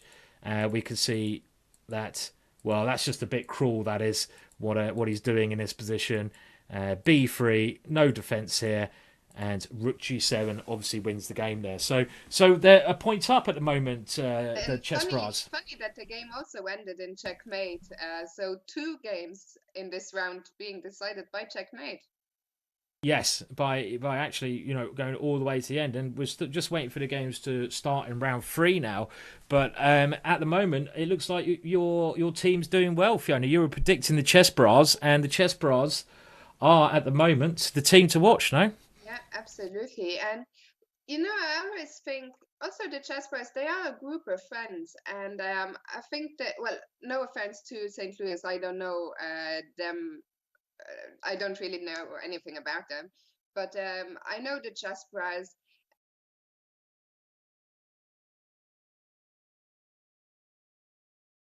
Their streams. And yeah, I think that definitely helps as well. And what is funny is that the top board for the St. Louis ChessBrahs, Fabiano Caruana, actually is a resident of St. Louis. Yes, I didn't realise he actually lived in St. Louis as well. So he's over there at the moment, yeah, in St. Louis. Wow, I have to say the Twitch stream's still doing funny things, but it seems to be back and running now. And we are getting feedback that you should turn up my mic. I have, yeah, I've changed. You have, now. perfect. Yeah, that's why we had a bit of a strange moment there, because hopefully now your mic is better. It just had to make a quick adjustment there, which happens after a drop. As you saw, it looked like you were in a really weird hall of mirrors there, Fiona. Yeah, I didn't see that. So okay. Let us know if everything is good now, but I think we're back and running. I think so. And perfect. We do have a game that started, and this is again a key game, and maybe the Archbishops are gonna have to get some shock. And the game started here, but maybe Akobian is now suffering from some internet problems, because Fabiano's made his first move, E4. And okay, he spent 40 seconds there replying with E5. And well, where are the Archbishops going to get their points from, Fiona? I mean, Wesley, so you can count on, but the other guys are going to need to perform as well. Yeah, if we look at the pairings here, Akobian has a very tough game, of course, playing Fabiano Caruana. I guess Ben Finegold will have to get the point this round against Elias Usedek. Yes. And then, well, Nicolas Rosenthal, who so far he's on 0 out of 2, but I wouldn't write him off just yet, and we will keep an eye on him, of course, against Alexandre Loysier. Yeah, certainly. And a game I'm really looking forward to here is Wesley So versus the ChessBrahs, Eric Hansen. I mean, I really want to keep an eye on that one. That's sort of really keep my interest. It hasn't started yet. I mean, we're seeing Fabiano playing quite a sort of sensible, normal opening in this game. Black actually has gained a bit of a space advantage in the centre with his opening, but White has nice piece development and pressure against d5. Is this the kind of position where, as Black, you'd want to go d5? Oh no, he's trying to keep it simple. I think Fiona Black is knowing that a draw obviously against either of the top boards would be a great result, basically. So he's taken on e4, keeping things simple. Yeah. And I was just confused because over the moves, when you're you see the chess.com automatically tells you what opening it was, and it's a bishop's opening, but then it says Berlin defense. So has this turned? I don't think this is a Berlin. To be honest, it's maybe a version of the Berlin. I was just wondering if there's a Berlin defense in the bishop's opening, but you know what, Fiona? I really hope Berlin not. Defense is more than enough. Yeah, exactly. Yeah, yeah. We don't want more than one Berlin Wall. I mean, come on, that is bad enough. Actually, this position is very interesting, Fiona, because I think, maybe Fabiano is going to go for a crazy attack here. For example, if h6 is played, what move are I going to play here? H4. Harry. Come on, you've got to sing it home. Everyone's after enlightenment today. It is. And, I mean, maybe h4 is not so crazy, just to try and, keep my knight there. It's not completely bonkers. I don't think it's very... I'm also getting quite excited already at White's attacking prospects here. Yeah. So knight takes e4. It has been played, and there's ideas. This bishop very strong. Maybe White can increase the power on the king side by bringing the queen out. I like White's opening here, Fiona. I think it's a nice, sensible way to start the game. Let's go over to another game. We have another one that started. Yeah, started the game between Ben Finegold and Elias Osedik. This is a game Ben really has to win. I mean, the Archbishops, we're talking where they're going to get their points from. Well, Ben needs to win this game in order for them to have a chance in the match. I really believe that. He needs to get a point here. It started off, actually, not so exciting. I mean, oh my words, I can't believe this happened. We're talking about boring openings. This is the kind of opening. I'm a French defence player. Hikaru Nakamura once played this against me, and you know what I wanted to do? I wanted to find the nearest gun, but it's not easy in England, and shoot myself in the head. Maybe shoot Hikaru first, just to make sure he never does it again. And I really, this is what I call the groan variation. If my opponent ever takes on d5, I go, oh. And that's not a good groan. That's a bad groan. And it's just got such a bad, boring reputation, Fiona. I don't like it. So, okay, well, c4 is one of the more interesting ways of playing it. And we have now, well, a very symmetrical position arising. But White does have a slight development advantage here. So, and Simon, I'm going to interrupt you, but for a good reason. And Fabiano will also get enlightenment. Harry has come up the board. Get in there, Fabiano. Come on, my son.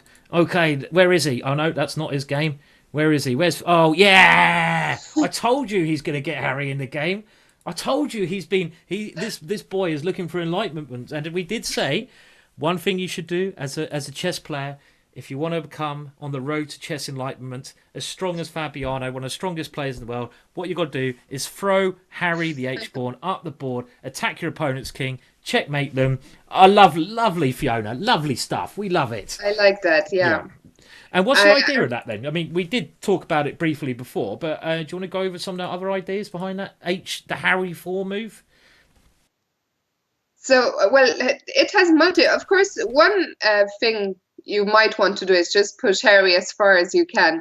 If you get Harry to h6, that will create a big weakness, of course, in the black, in front of the black king, if he has to go g6. You might also, in some cases, have a rook lift. Well, not here because there's still a bishop on c8, but yeah, and also, again, as you pointed out earlier, if black plays h6, you don't necessarily have to move the knight because you could just sacrifice it and open the h-file. Yeah, I'm a massive fan of this move. Isn't there a knight takes f7 now? Has black just blundered into? Oh no, not well. Maybe. I mean, I'm looking at knight takes f7, rook takes, and now either taking a knight g5 or knight g5 here. This is nearly crushing. I don't know if this works or not. I mean, if I win this rook, I win the game. I think you have to play knight d5. And now I'm looking at stuff like queen h5, and look how Harry does a great job here. Let's have a look. Oh, queen h5. Is this going to be winning? Queen h5. I've got a dual threat of taking. Oh, you've And got by the way, Sam, g6. he hasn't taken. He did play. He played bishop queen f3. Sorry. And this is another idea we actually mentioned earlier, just bringing another piece around. I love the way he's played this one. I'm actually really intrigued about this opening. It's something I'm going to have to look at myself. I mean, what the idea of this? All of White's pieces are just attacking. He's getting ready to castle queenside. He might even swing the rook around. He might even push Gary to join in the fun. It looks lovely. Yeah. They have only played 11 moves, and I really, really like White's position here. Yeah, certainly agree. Certainly agree. This looks very nice for White. I really want to have a look. Also, we'll come back to this. It's an exciting game, but Wesley So versus Eric must be analysed, and we need to. Has the game started? I think it hasn't started yet. No, it hasn't. So, a quick update on the only other game, Fiona. Well, someone who started is Nicolas Rosenthal against Alexandre Loysier. Yeah, we got the game up there, and we're just going to current position this one. It's been a standard. This is the way that most people... Well, I say we're going to current position. I'll show you the main moments. Bishop c4 is really the trendy move nowadays, a la Magnus Carlsen, a la Karyakin or Carjacking, as some people call him. I don't know if he had a past, but, this move is becoming very popular. It leads to sort of slow maneuvering games and not always very exciting, as Fabiano's playing in his games here. I wouldn't say there's too much to see in this game at the moment, Fiona. Not at the moment, no. We'll come back to this later. Let's see if the Hansen game still hasn't started. So let's have a quick update in Ben Finegold against Elias Usyk. Okay, and let me just find that one. Here we are, and quite a lot has changed. Well, I say a lot of change. It started off as the Grown variation, or it's also called the French exchange. Now, Bishop has come out, Queen has come. Simon, Black is just a piece up. Excuse me? Oh, my words. Did this actually... Oh, no. Ben! You know what, Fiona? I'm not going to be rude, but if you play the Grown variation, you deserve to lose a piece before move 10. He just blundered the bishop on b5. Unbelievable. It's shocking, because he's gone knight e5, and this is just a massive blunder here. I haven't seen a big blunder like this in, and this could be really, really bad news for the Archbishop. Yeah, I mean, this could be an early, and we had in the chat, we have Alex Molinsky saying, there goes the match. That's maybe a bit early, but that is a massive point, of course, for Elias Usyk with the black pieces against Ben Finegold. Yeah, I mean, let's have a look, because this is just clearly a major blunder. I mean, White is absolutely fine here. You don't need to do this. But what Ben missed after this move, I don't know if people at home can see how Black can win a piece. Well, it's actually not winning a piece quite yet, because you take on e5. White still has time to go bishop takes this piece on d7, but he went pawn takes e5, completely missing queen b4 check, and this is basically quite a simple fork that attacks the king and the bishop. And, well, queen takes b5, and now, well, Black even gets greedy and he grabs another pawn. Ben is a piece and a pawn down with White on move 14, Fiona. Yeah, I mean, this is really shocking. And someone in the chat was suggesting that maybe Ben went a bit on tilt after failing to convert his really very promising position against Eric Hansen. Well, maybe. I mean, he still got a draw out of that, so I wouldn't imagine that, that was the thing that made him go tilt. It just looks like a simple blunder. You play an opening which has a very boring reputation, like the French exchange. You don't expect there to be many tactics on move 10. It's a lesson to everyone that even in the most seemingly dull or the most dull of positions, you have to be aware of tactics at every single moment. And he just missed this, well, I'd say fairly simple Queen B4. And this would be a major, major win. Can he swindle something out the bag here? I mean, I mean, I'd be absolutely shocked if he could. Look at his king. His king is stuck. His king can't even castle because the bishop is hanging. Yeah. It's not just a piece; it's everything. It's yeah. it's terrible. It's completely lost. He's completely thrown this one away. It happens to everyone. Let's not be too harsh on Ben. I bet he's feeling rather annoyed with himself at the moment. Let's just put it mildly. But that is a nasty thing to fall for, no doubt about that. He's going to lose this game. Let's go to another one, Fiona, shall we? Let's go back to Eric. Oh, not Eric. Has Eric started? Let's see if he started. He must have done. Yeah, he has started. So let's go there. And this is one of the games I've been actually most interested in throughout. A lot of French defenses today, Simon. That's because it's a very good opening, and I know the secret fact that at least 90% of both these teams brought one of the best DVDs on the French defence, DVDs, from the Ginger GM shop, and it's clearly how they've prepared for this match. Very good price. If you go there now, you can get it for download. It's bound to improve your chess. Very good. And this actually Bishop B4 move, Fiona, the winner where it's not seen so much now at top level. Most players prefer knight to f6, and Wesley is incredibly well prepared, so I'm just wondering what he's got up his sleeve at the moment, Well, we shall find out. And Harry. Of course. It's a good day, Simon. It's a good day. It's a good day for Harry. It's a good day. I don't know what that song was all about, but yeah, in your chart soon. And Harry does come up the board. Again, it's very normal in these positions because slightly different to the way Fabiano uses it. What you're aiming to do here is get Harry all the way to h6. Why do you want to do that? Because you want black to move the g7 pawn. Black no longer has a dark square bishop, meaning that his dark squares are more prone to attack. And you can see Eric is pushing this pawn because he just wants to make Wesley go h6. He hasn't played it. He's stopped it. But now black's king side is a little bit weak, especially later on to a queen g4 move. And this is a very typical idea in the French defence. Mm-hmm. Okay, so I don't know. I'm going to predict Wesley must win this game after Ben's thing. He must, absolutely, because Ben Finegold is still playing. I think he sort of has to play a little bit, but there really isn't much to play for. So a must-win game for Wesley. So, and I was just looking at Fabiano Caruana's game against Akobian, and if we go back there for a second, Fabiano has castled queenside, unsurprisingly, and I love his position. Yeah, he's played rook de1, and okay, I mean, his position must be promising, because if you just compare the pieces, it's a kind of position where white has this dangerous amount over on the king side. Mm-hmm. But, black is now getting ready to go knight f6, and if he can go knight, he's gone h6. I mean, it's not clear how white is breaking through. Maybe white had something stronger than this, actually. I don't know now. I still wonder about this knight f7 we were looking at earlier. I'm wondering about that as well, if that's a possibility earlier on, because the issue is with Fabiano's position, if he starts to get pushed, if his pieces have to move back, if you have to go knight h3, you lose any advantage you may have had, and you could even be worse. I mean, black may even get very adventurous with f5. I don't know if that's probably not a great idea, but you don't want to move this knight back. I don't think you have to, because it's a poisoned knight, and of course white hasn't done that. He's trying to bring his other knight around. Okay, that's a good move.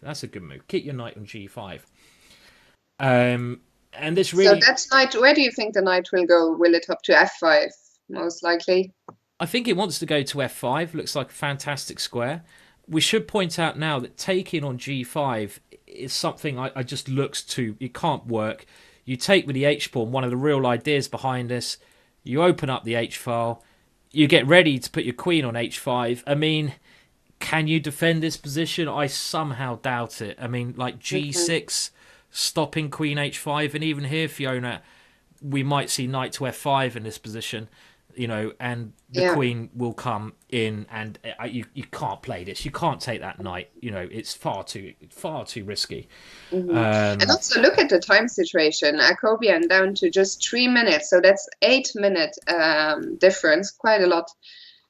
It is, and I mean, again, actually, the more I'm starting now again to really like White's position. This knight g3 is a very nice maneuver. Yeah. Another thing that was quite clever was putting a rook here, because one problem Black has is these pieces: the knight on d7, the bishop on c8. If he can move those pieces, he's back in the game, like knight c5. But now you always have to, if you ever move that knight, rook e5 is something that's a big issue here. So yeah, Fabiano's doing well here, I feel. Okay, the other games, can we go back to Eric's game? Yeah, sure. Let's go back to Eric Hansen against Wesley. Okay, so we had the check. We had Wesley playing a normal idea. This bishop often comes to the square to attack on the queen side. And now Eric decides to castle. Now, a move which Morozevich often has tried in the French, which is normally, I don't know if castling's particularly the right way to play. Often the move that, Morozevich plays is rook here. I don't know if that's right. I want to put my rook on g4, actually. This is the more normal approach to this position. I'm not sure why he didn't go for rook h4 here. This would be a move well more in keeping with the position. Okay, instead, he castled, and he's played very simple moves. And Wesley has now managed to get rid of his worst piece, the light square bishop. Queen e2 played. And what are we thinking here? I don't know. Yeah, this is. I struggle to. I'm not sure who I even prefer here. I think maybe I prefer black. Yeah. Because I think the a3 pawn will be a weakness. And the question is, where do those knights, where do they want to go? Where can they go? Both of these knights, yeah. Yeah, I mean, this is quite a clever move, I think, by White, the last move, queen e2. Because, you are threatening to take this pawn. And that pawn is a real issue, because how do you defend it? I mean, I know a3 is a weakness, but I'm just going to go rook b1 and try to win the pawn on b5. Very simple chess. So Wesley's actually decided to potentially offer that pawn. And he's just giving up that pawn. I think that's a good positional idea. He might then aim to double on the a file or come up with some other plan. But it is a pawn. It's a pawn after all. A move I always like playing Fiona in these positions. I don't know if it works now whenever I get White in these type of things. I always feel that White should be concentrating his attack on the king side. I mean, I love the maneuver knight h2 to g4. This is something I really want to play. But why not take a pawn? Eric has just taken the pawn on b5. Yeah, he has. He's taken the pawn over there, and I mean, I think at the moment, Fiona, okay, Eric is fighting hard in this game. This game is up in the air. Ben is going to lose. It looks like Fabiano is going to win. Shall we have a look at the last board? Because absolutely. I think Nicholas Rosenthal, I think Alexia Molinsky was just saying in the chat that Nicholas Rosenthal probably needs to win this game, although he's outrated by 400 points, but he probably needs to win this game to keep the St. Louis Archbishops in the match. Definitely. I do agree. And nice to see Alex in the chat as well. I have to say, Alex Yarmolevsky is one of the nicest guys to work with in chess. Nearly as nice as you, Fiona. Nearly. So, and rook b1 being played. So I think you're right. Going into the last round, the score 3.5, 4.5. White must at least get a result from this game. Otherwise, they're going to need a miracle, aren't they, in this last round? I mean, how is this going? It seems pretty. I don't know. Pretty even-ish. d5's a good move. You've got to block that queen out. Quite even structure. Is White going to get his rooks more active first? Is he going to go rook b3 and take there? I mean, if anyone is better here, it has to be White. Yes, yeah, it must be white in this game because he's got the space advantage in the centre. I think Rook B3 is certainly a move I want to play. Okay, you can do the same thing. Rook B3 And still then coming. play rook b3 later on. Well, I think this could be a heroic result from White Yeah. if he does manage to do it. I agree. White must be better here. You've got the symmetrical structure of knights over on the king's side, so it's really who's got the space. White's got And a this, pawn on D5. yeah, just want to point out once again that this is a hugely important game for the match, because if Alexandre Loysier managed to somehow turn this around and win this game, I think that would pretty much be match over. Yeah, I agree. Okay, well, actually, I've just heard someone say in the chat, Fiona, that maybe Ben has got back in the game. Is that Hey, possible? Is that wow, actually possible? let's go there. I mean, let's just show everyone very quickly what Ben did. He, in the opening stage, blunders a piece with knight e5. Black simply takes that and goes, cheers, mate. I'll take that one. That's my English expression. He wins a piece for nothing. It looked like he was completely winning. And, I mean, it'd be amazing if Ben can get back from this. He's completely lost. He's a piece and a pawn down. Um, And I by the mean, way, Fabiano Caruana has won his game against Akobian in just 23 moves, and we'll just, after we check in with Ben, we will have a look at how that concluded. But a fantastic game by Fabiano. and well, Ben managed to get a pawn to e6, but it's still completely lost. Not just lost. Are things changing at all? Let's have a look. Rook f4. I don't see thing. Okay, he's got a pawn. He's picking them up one by one. Oh my words! Now he's got two little pawns. Rook g4. Oh, oh! This is a bit scary now. This is a Ben has found his way somehow back in the game. I think, Fiona. What do you reckon? Is this any chance? I've got f6 coming. F6. I mean, it still must be losing, but Must be losing. it's a bit scary. We've got to stick with this just to see if it's going to be the swindle of the year. Surely. I was just, I was just going for the blunder of the night. I was like, can't I just go rook f8 and then e7? Can we hear you do the sound? Go on. Computer says no. Sorry. Boing. So it's not. What does? Okay, he's gone king Okay, h8. king h8. Now it must. But can I go f6 now anyway? I mean, I guess you're just about surviving or surviving very comfortably, but it's got a little bit more scary than it was before, don't you think? This I position. agree.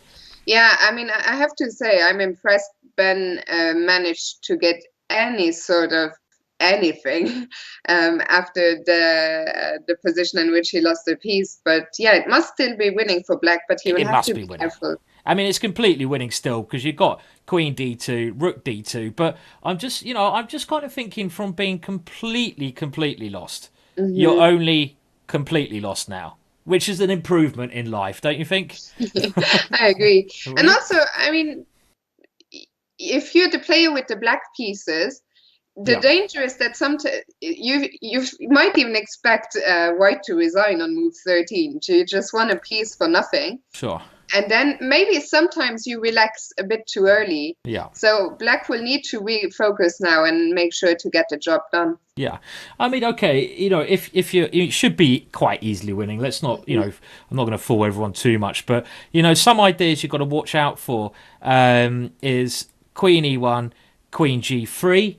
This kind of idea. Queen E1, Rook takes G7, desperado try.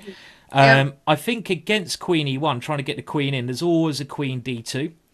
Another thing you could try is to try to get the Rook around. Just go for it. I probably want to go h4 first so my king can move. It's obviously winning, and this is a massive game for Ilias. Massive game. It could be the deciding factor, but Could be a hero. he could be a hero. I mean, he just won a piece of move 10. He could also be a villain if he doesn't win this one. Yeah. I mean, this is I don't know. What do we think? So, I'm not sure. I mean, should we come back to this case? It's Yeah, taking a let's lot of come time. back. Shall we quickly have a look at Fabiano Caruana's demolition of Akobian? Yeah, beautiful game, this one. Really was. I mean, a couple of moments worth noting. In the opening, um, here, white played knight g5. And then later on, very clever move, h4. And this just secures the g5 square, Mhm. creates threats. And very nice play from white all round here. Rook e1, a very crafty move, because this combined with knight g3 is where we saw it last. The rook becomes very active. The knight gets into f5, everything attacking. Remember, black can never take on g5 because h takes opens up the h file. We see the point of that move. Tries to defend, but look at those knights. They're dancing around the board, they are. Mhm. Knight c5. And Simon, Yeah.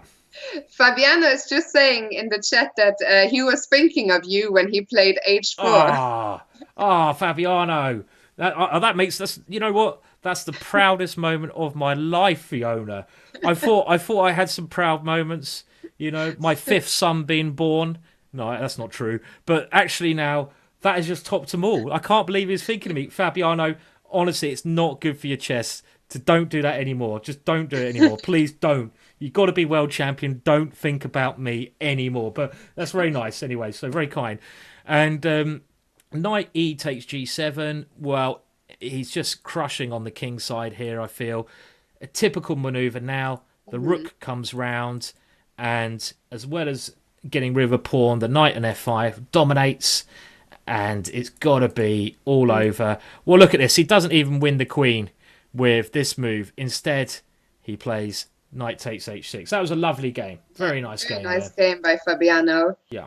on a perfect score so far. And next up will be the showdown against Wesley. So speaking of which, let's go to Wesley's game against Eric Hansen. And after that, we will have to check in with Nicolas Rosenthal, who is doing very well against Alexandre Loysier. And he needs to. I think, to have any chance for the Archbishops, we need Hmm. to see a big result for Nicholas on the bottom, well, who plays bottom board. Now, Eric here, he has won a pawn, but Wesley is getting some play over on the queen side. Eric's going for it. He's going for it over here. He's still a pawn up. Good positional compensation for black. Lots of weak squares. C3 played, giving up the pawn. And I'm not sure this is the as soon as you start playing like this, unless you've got some tactical idea, it's a bit uncomfortable because your bishop is clearly a bit of a lemon here. You want to keep that bishop ready to give its life up on h6. And rook a1, equal material. Still a game going on here, Fiona. It's still any Yeah, result. but Yeah. I have to say, once again, I really like what Wesley has done, and I like black here. I like his play. I mean, I do agree. I mean, it's kind of position though where if you're white, at some point you've just got to roll those dice and go Gary five. You just got to play it and just hope Mhm. you land some attack. I don't believe it should work. Maybe, And yeah. I was just gonna say, meanwhile, things have simplified in the Ben Finegold game, and I think we should see a resignation Yeah. momentarily. Not from Ben, I'd imagine. Oh no, not from Ben's opponent, but from Ben. Yeah. So, Yeah. okay, all right. Well, this game I think might be the last one to finish. That would be one of my predictions here. So talking about Ben's game. Well, he didn't quite manage to get enough, did he? No. In the I have to position. say, I'm quite surprised he's still playing, but he must be very, very frustrated. Fabiano is saying that Elias' technique is terrible, but I think he will manage I'll to tell you win. what, your technique. I mean, his technique has got to be not just terrible in this position, but maybe like 2-year-old like. I mean, I really do think. Even if he blundered a rook, he might still have winning I chances. mean, yeah. I mean, look at. I mean, how many? He's 6 points up here. You're right. You can take the rook off the board, and you've still got chances to win this one. I mean, this is a bit bad. Can he Yeah. stalemate though? Will it be stalemate? Oh, rook a1. Now look here. You have to be very careful here because if you're black here and you play a move, I don't know, like b5 for example. Let's just show Uh, that. All of a sudden, there's some. Well, even here I can't stalemate. But okay, it's completely winning, isn't it? yeah. Completely winning. And okay, Well, Okay, so let's leave that. Let's go to Nicolas Rosenthal against Alexandre Loysier. this is a big game, and for the Archbishops to have a chance, White must win. Looks like things have got better for Black, though, I'd say. Just very quickly catching up. Around here, I thought White should be better. Maybe that was not correct thinking, because he had this pawn on d5, pressure here. And it looks like he still should be better. The more rooks that get exchanged, though, I think the easier the position Black's becomes for Black. Fast. Yeah. Yes. And now Black finds a great square on the queen side for his knight. But Black has Black missed his tactic with knight e5? Oh, he has. He's just walked into queen c1 was a lovely trick. Uh-huh. This keeps the archbishops alive. It's a double threat. I think you're right, Fiona. Bang, bang. D takes, and now queen d6, and he's a pawn up now. He's a pawn up, and also look at the clock times. Black is down to 44 seconds. So I think this could be a big win here for Nicolas Rosenthal, keeping the archbishops alive.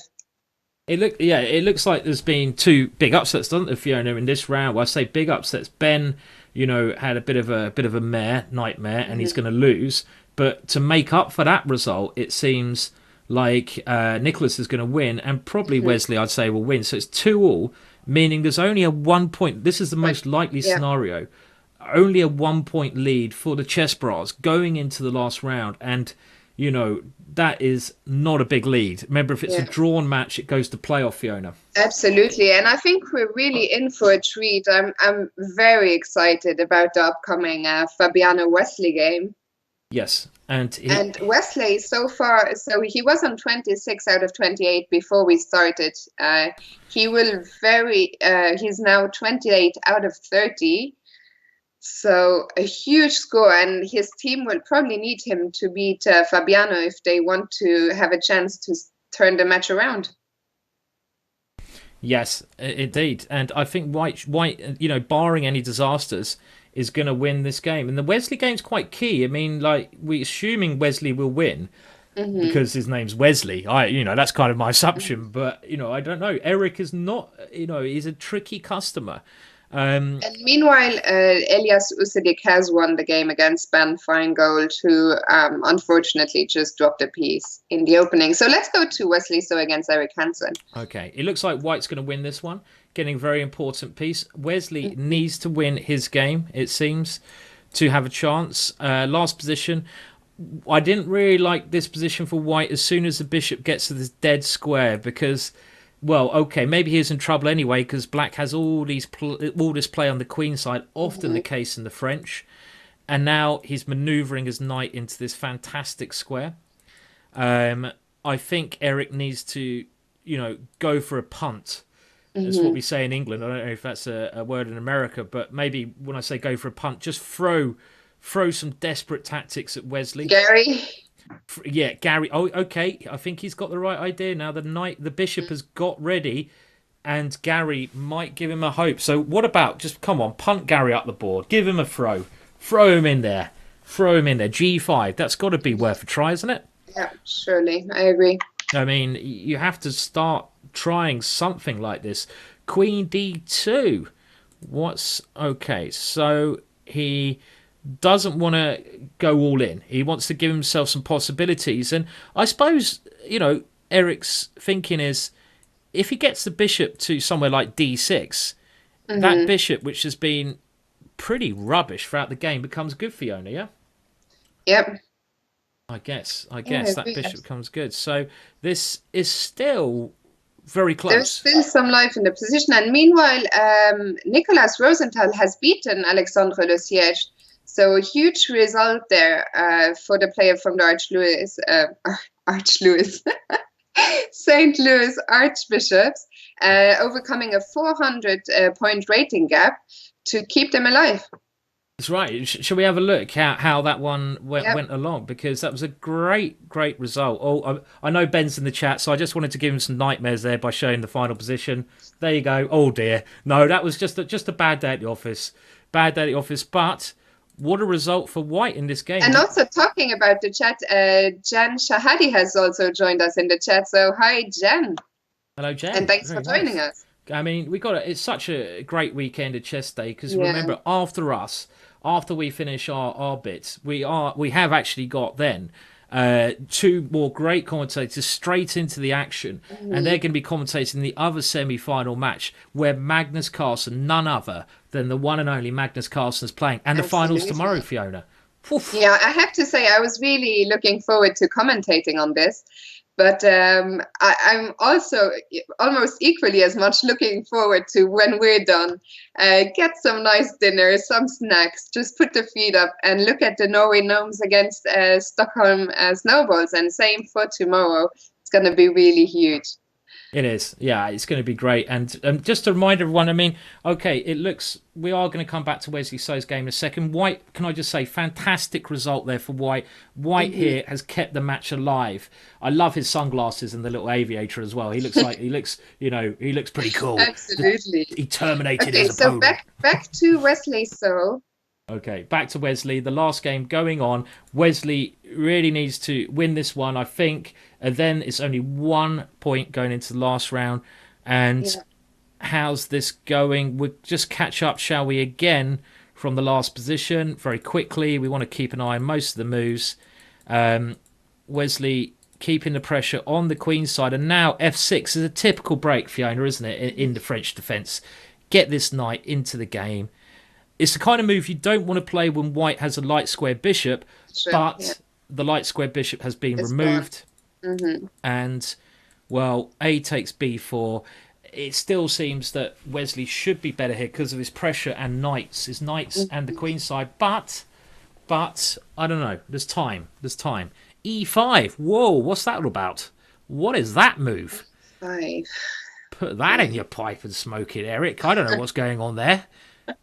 What is happening there? So what if I take? That is the question I was wondering. So, But I where's think if I take, there's knight c3, or because I think knight c3 aha, wasn't possible earlier because e6 was hanging. I see. That's a really nice move. Quite simple actually when you point it out, Fiona. That well, it wasn't simple for me, but I mean it's nice. I was looking at some crazy, only looking at f2, but is this b5? Okay, so he's won a pawn here, and 23 seconds to Eric. But we know how well Eric plays with little time, Yeah. don't we? Yeah, but So the problem is it's Wesley So he's facing. I know it's not Joe Bloggs or Simon Williams, you know. So otherwise he'd still be in with a chance. But it is actually Wesley, and I mean, to his credit, Eric is fighting very hard here, Mhm. very hard, and it's not, these pawns are not. It's not a great extra pawn that Black has. It's not even an extra pawn, actually, is it? I've miscounted. Mhm. So is this actually that bad for Eric? I don't know. I'm not sure. Not sure if it's that bad. Probably Yeah. bad because the knight sort of dominates the bishop, I guess, and the Mhm. rooks are good. But Also, yeah, could f2 become a big problem at isn't some that? point? Sorry, Fiona, isn't that a blunder? Can't I just take the queen and go knight c3? Hasn't he just blundered horribly in a difficult position? Okay, Yeah, I mean, yeah, okay. Wesley and gets he there in did the end. resign. Phew. So Wesley So, what another incredible. We have to say both leaders on a perfect 3 out of 3 for their teams. Wesley So for the Archbishops and Fabiano Caruana for the ChessBrahs, and we will see their showdown now. I'm really, really excited for this one. I And can't wait. but Wesley So is now on an incredible 29 out of 31 games. He is, yeah. I mean, he's just an absolute monster. I mean, both him and Mhm. Fabiano have been monsters throughout. I mean, they must know each other really well, playing in the same league. And just to let everyone know, look at the pairing. This is the one we want. Yeah. This is what we want, boys and girls. Wesley So versus Fabiano. Oh, that's And right. I did so a Homer the Simpson. Archbishops trailing by 1 point, but of course they can make it. I mean, this will be really a thrilling round. I think the board 4 game will be. I mean, all the games will be important, of course, Yeah. but I'm also looking forward to see Nicholas Rosenthal against Elias Usyk, both of whom have just scored a big upset in round 3. Yeah, totally agree. And, another thing we should point out before going into the last round, which should start very soon, is the prizes and what's at stake here. Because Mhm. if we look at the prizes, remember the final, make sure you're tuned in tomorrow. It's tomorrow. Make sure you're ready to see the final. We're not commentating, Fiona, so we can chill out and watch it, I hope. Absolutely. And by the way, Grandmaster Nuki, alias Yannick Ozoli, is saying that he thinks board three will be the key. Maybe. I mean, I think So Ben Finegold against Alexandre Loysier. quite possibly. Yeah, I mean, there's all games are so important, Oh, aren't they? yeah, we're really in for four key games here. And someone was also saying they're hoping for a Blitz playoff. That would be the icing on the cake, of course, Yeah. to get. We would get four more rounds of chess at a 3+2 time Wow. control. That's going to be So, manic commentary, that one. so, but I mean, just look at the prizes, Fiona. It's so much money in this last round because there's mhm, a difference between third and fourth, and then there's a difference coming into semi-finals, which is mhm. 7,000 and a chance to win an extra 17,000. How do you think these guys are going to split it? Because I know in some of the other matches the money was becoming a bit of a problem. I think these guys are all so much, such good friends. It's not a problem. But I Yeah, know in some of the other teams there was a couple of rows going on, Fiona, about who I gets the know. bigger cut. Yeah, so, I guess now it gets to, because earlier in the season there was no point to really talk much about money before you get anywhere near it. But now we are at the semi-final stages, so the big money is very close.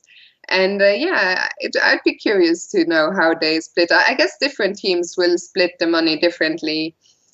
It seems fair to me that those who played the most get the most money, but each to their own. yeah, I think it'll be, just interesting to see if there's any little bit of rivalry with the splits, but it should Yeah. be obviously done fairly. And I think, anyone who gets in the prizes should be happy. Both teams guaranteed some money, but this last round makes a lot of difference. And it's going to be starting soon. Very Tell me, interesting. Simon, what's your prediction for this last round? If the last round was haven't we seen two ties in a row now? We've seen. Round two and three were tied. Okay, well, do you want me to go board to board on predictions? Yeah, because I was just thinking if this is another 2-2 tie, my prediction will come exactly through of the Montreal ChessBrahs winning it 8.5. Yeah, that'd be pretty good. I mean, I said 9-7 to the St. Louis Archbishops. So you need a 3.5 win for them. I need a big win, so I'm going to have to go to stick to that. I don't think this is going to happen. I mean, what I actually realistically think will happen is on board one, I'm going to go for a draw. Wesley versus Fabiano. I think it really depends on the colours between these two big guys. I think on board two, Akobian versus Hansen. I mean, this Which is has just started, by the it's way. just started. Okay, we'll bring that game up in the background. Let's see his white. It looks like Eric's is black. I really don't know. I'm going to go for an Eric win in this game. Ben Hmm. Finegold, I think, might get some magic out in his game because, he played really well in the first game, blundered last. He needs to come back fighting. I think he'll win. And I'm actually going to go for a Nicholas win. So just to keep it tense, that means it's a drawn match, I think. Is that right? I don't know. Let's see. Akobian's fallen asleep again, Fiona. Yeah, I'm not sure what's happening, but this time he's spent a minute already Wow. on a What are your minute of predictions, this by the game. way? While we wait for the move, what do you think game to game is going to happen? Yeah, I think a draw in Wesley. I think Eric Hansen win. Same as me so I'm the far. same as you so far. Yeah. Great minds Uh, think like, or bad, crap, rubbish minds think alike. I don't know. What's the word? and then Yeah. I'll go for a draw in Ben Finegold and a win for Niklas Rosenthal. Okay, so that So a would 2-2 tie to make my prediction come true. perfect. And okay, so well, Akobian's really got to wake up soon, hasn't he? I mean, Yeah. like this is getting. He must be away from the computer, but just gifting 2 minutes of your time, that's quite an It's not the not. best thing to do. It's not a good time to go and have a bath or a shower or make yourself a bit of dinner and a cup of tea, is it? Dinner time. I need some dinner, or I don't know. What's he doing? That's I'm not over. sure what he's doing, but Ben Finegold's game has just started, so let's go there. Sure. Alexandre Loysier against Ben Finegold. And okay, well, we see Ben playing the Czech Benoni, we call it in England. And very quickly, the Czech Benoni is where in this position you play e5, and the point of this is to get a closed structure with a lot of maneuvering. Now, it's got a bad reputation amongst top players. I've actually played it myself because there's not a lot of theory on it, and it leads to a long maneuvering game. And g3 is one of the main systems against this, Fiona, where you just try to fianchetto and later you go for f4. And I always thought black should meet this by fianchettoing himself. Knight to f8 played, normal maneuver. You want to try to... Oh yes. My money's on white. My money's on white. My money's on white. Put that money on white. He's obviously been listening. He's gone h4. Harry. He's pushed Harry the h pawn up the board. But generally this is slightly better for white, but it's a long game. Not much risk for black, Fiona. I think that's the assessment of this opening generally. I said generally a lot there. Generally, I'm saying generally too. And here generally. comes the black Harry as well, stopping white's h pawn of going any further. Yeah. H5 played, and okay.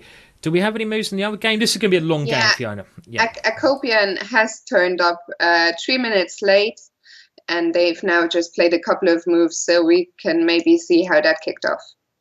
So Akobian, back to that one now, and this is the Queen's Indian, and an opening I know a fair bit about, so I have to say, where you go knight f3, and here g3 is like the trendy move now. Bishop b4 from Eric's one of the more solid systems, Fiona, I'd say. Sort of, you can go for other lines with bishop a6, which leads to some very sharp sacrificial play. But this is a very solid move, bishop b4, been played by Magnus Carlsen before, and well, Karpov with the white pieces is an expert to look at if you want to know how to play this as white. I remember he beat Ulf Andersson in a couple of games in this setup. Very nice games.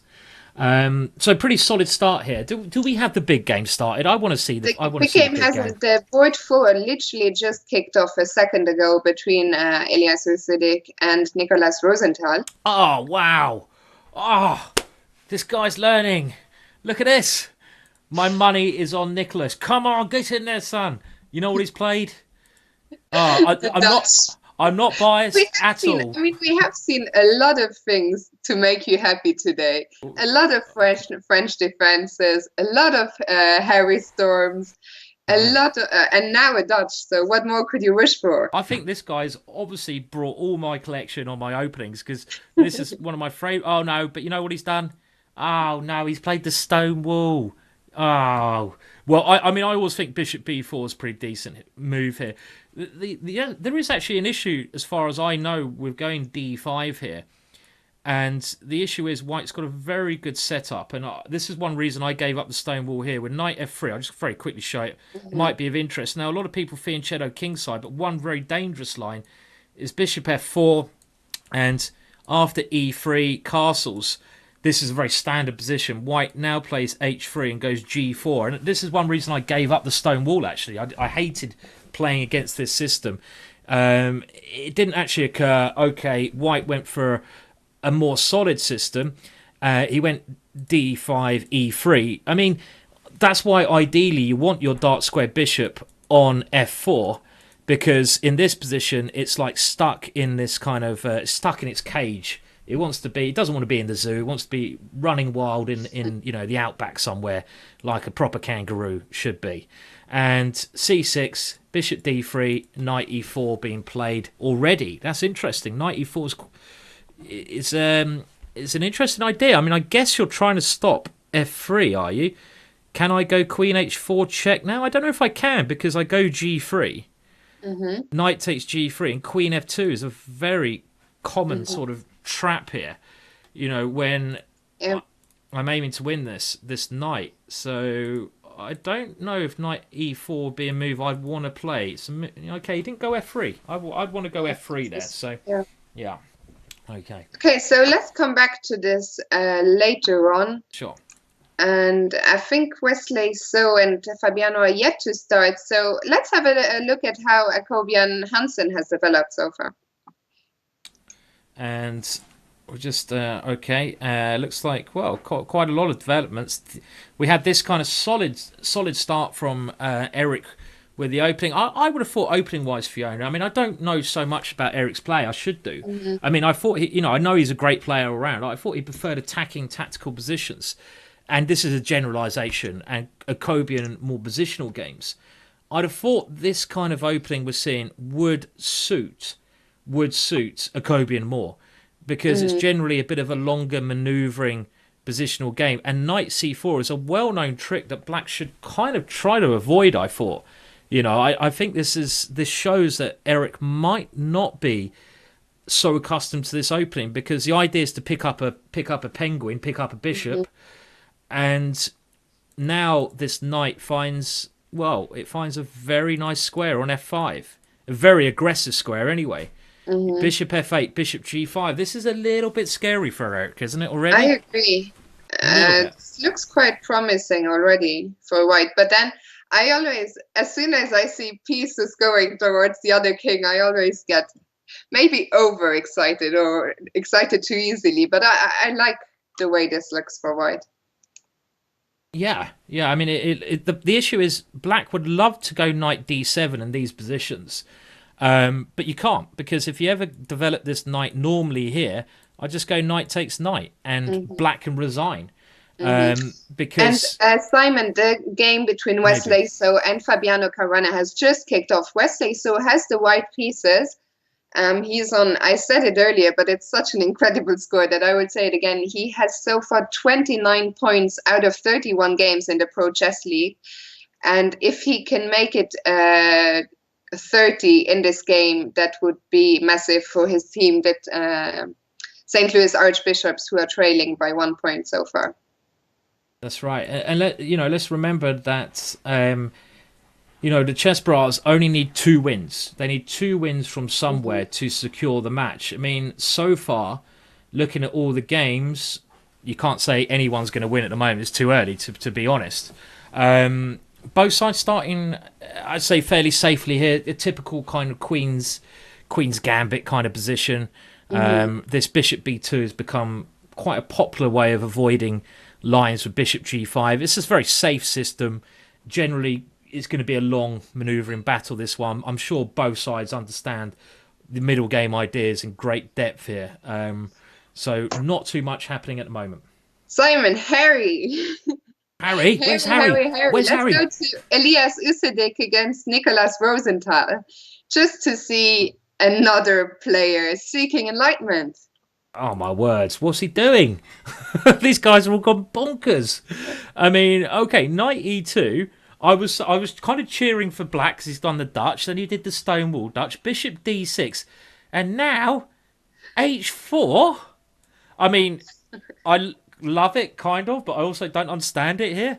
I mean, I always love Harry, but why? Why? Nuki and the chat is saying that you have cursed this match. They've all gone nuts. Have you done some black magic before we started, Simon? Only the Dutch defense is my, as far as my magic goes with that. So, but h4, I don't know. I mean, I'm trying to work out why. I guess it's to stop g5 and to go f3, but then knight comes in. I honestly am a little bit wondering why there's a pawn on h4 in this particular position. Someone in the chat is suggesting that maybe white wants to play rook h3 followed by f3. Maybe. I mean, you can go here, you can go f3, but it takes a long time to get rid of that knight, and that knight can always, worst case, swap itself off. I don't necessarily want to do that. But you know what? The funny thing is, even when you go f3, Fiona, at any point, I'm not sure you're threatening to take on e4, really, because I can always take back and your bishop's trapped. So h4 is a bit of a weird move in this particular position. I think maybe, Fiona, white can't even castle queenside because f2 is on pre. The problem is, in this type of position, white's normal, sensible plan is to castle kingside and go f3 to get rid of this knight. But you can't do that now, because if you castle kingside, I just go queen takes pawn. So, I'm this is the first time and probably the only time you're going to see me say bad things about Harry. Sorry, Harry. And someone called Aspie Chess in the chat is saying, never question what Harry does. It's Harry. He knows what he's doing. Okay, you know what? I'll go with that one. We'll go with that one. I'm not going to question it anymore. Harry is Harry. He's got a mind of his own, the ancient philosophers said. You By the know, way, Simon, I really want to check in with Alexandre Loysier and Ben Finegold. sure. That is. Let me just bring that one Really up. heating up. Yeah. Okay. Wow, it certainly is. And look at them; they're just pushing Harry like with no respect to the laws of physics, which is why I love it. And well, as you say, Fiona, it's really heating up. I Hmm. I kind of I'm not sure. Ugh is one thing that jumps to mind. F4 is always the move in this structure you worry about with black. Hmm. Um, and the one positive of black's position is the G4 square. Okay, he's trying to get his bishop to D4, so okay, it's getting interesting. Um, Again, very double-edged this one. very I double mean, edged. we've been very lucky today. We've seen some ve very tense games, very interesting games, blunders. We've had it all. So I think really a Blitz tiebreak would just be the icing on the cake for this It match. it certainly would be. It'd be crazy to see, a Blitz tie break. I mean, I don't know how likely this is. I mean, looking at this game, it is important. Every game is just so important. I mean, Mhm. Bishop D2, white has more space, black has one square, but it's like before we saw in the Benoni, Fiona, that when you kind of have this kind of structure against the D6 pawn, this E5 break is kind of key. You Mhm. know, can white ever arrange E5? If white can ever play E5, white will win the game, you know, Yeah. without losing a pawn. That I think is. But, you know, maybe another key idea you can do in these is go E5, you sack the pawn, and then you go F4. This is a Mhm. very common sort of temporary sacrifice to give yourself the E4 square and a passed pawn. So there's a lot to think about for both players. Mhm. And at the moment, white is just stopping most of black's counterplay. I think it's easier for white to play Fiona because white has these ideas. What's black's idea? Black doesn't Yeah. have a pawn break. Yeah, I White agree. does. So, yeah. And also, I feel a bit sorry for that rook on H8. Um, Yeah, he's a bit of a lost soul there, isn't he? He needs to be on yeah, E8 in these positions. yeah. I think I actually could go as far to say that I think Ben's in serious trouble here. Hmm. He's certainly worse. I think Ben is struggling in this game. I mean, should we go through the boards one by one just to give Yeah, a let's quick go. I assessment? was just having a look at, let's go to the top board, maybe Wesley, so against Fabiano. And I think Fabiano is doing an excellent job of neutralizing Wesley with the black pieces. So yeah, I mean, we did predict a draw here. These guys know each other so well, and Fabiano is just going for multiple exchanges. You know, you're black against the world number two, one of the best players in the Mhm. world, and a draw is not a bad result. You know, Yeah. for your I team. mean, I think especially given the match situation, yeah. Yeah. So we had pieces being exchanged left, right, and centre, and well, you've got to say this will probably end in a draw. I mean, white may be slightly better because if you compare the bishops, that's the only advantage I can see. Hmm. The bishop on d4 has more scope than its neighbour on e7, so maybe white can claim some edge. Hmm. Fiona, do you think some edge, some small edge? Some, but I would be very surprised if it was much, but you never Yeah. know. I'm just looking at something. Can I ever grab that pawn on A7? Only if your name's Bobby Fischer. He was the only player to do that against Spassky, and he regretted it. I mean, maybe, yeah. I mean, you can try, can't you? I think here, I mean, worst case scenario, I can go rook takes c4. It's probably have to take that because I've either got rook a8 and I get my pawn back with queen a5. Well, that's worst case. Maybe I have something better. I don't think it's too much going on actually in this game. I agree. Let's move to board two. We should keep up Let's, with all the yep. games. And we predict a draw on board one, so very tense. Board two, and this is Akobian versus Hansen. And it looked like Akobian had a very nice opening, but he's actually, by looks of things, been forced back somewhat. Hmm. And is this a good thing or a bad thing? He's gone more positional now. And he's really, his plan of putting his knight here and one of the main plans of this position is just to hit the pawn on d5. And he's made an exchange. What you often do is swap off your dark squared bishop for the knight on f6. Why do you do that? Because the knight that was on f6 was a great defender of the weak pawn. So you want to get rid of all defenders that are guarding the main point in black's camp. White's doing that, and he wants to therefore just increase the pressure on his pawn. So I would still say I think white has done good positional operations so far, Fiona, and I like white's position here. I'm going to predict at the moment a win for Akobian. That means the match yeah, would be and that equal. would be a massive win, of course. Yes. We said, well, you see it on your screens, and we said it many times, St. Louis are trailing by 1 point, so they need at least one win from somewhere. Yeah, I agree. And, going to the next game, so Ben's game, and Ben, in my eyes, was a lot worse against Alexandra, but let's see if things have changed much there. We saw it after A4 last time. And, well, it does... Did he need to go A5? Because the problem is when you go A5, you suddenly give black the B file, and that can be good and bad. Let's Simon. see. Fiona! Wait, it was Greg. Apparently, Wesley has taken the A pawn. I don't see the move yet. Maybe I need to refresh. But apparently, he has taken on A7. Okay, we'll go back there in a second. I mean, I still don't think it's going to change much, to be honest. We'll go back there and see what's happened. Just to do a quick update, first of all, I still like white here. Okay, very quick update. We will get back to the board one. And the last board was looking very, very key as well. This was this Dutch weird game going on. And White's playing like... I love the way White's playing. He's playing like a Class A lunatic, with his moves. Yeah, I was going to say, so this prediction from the chat did come through. So he did go rook h3 followed by f3. He went f3 first. I'm predicting a black win in this game, actually, Fiona, just because I think black's done all the right things. He's now broken with e5. He's getting ready to do some break in the centre. And white's king... I don't know. I mean, it's a mess, but I'll go for a black win here.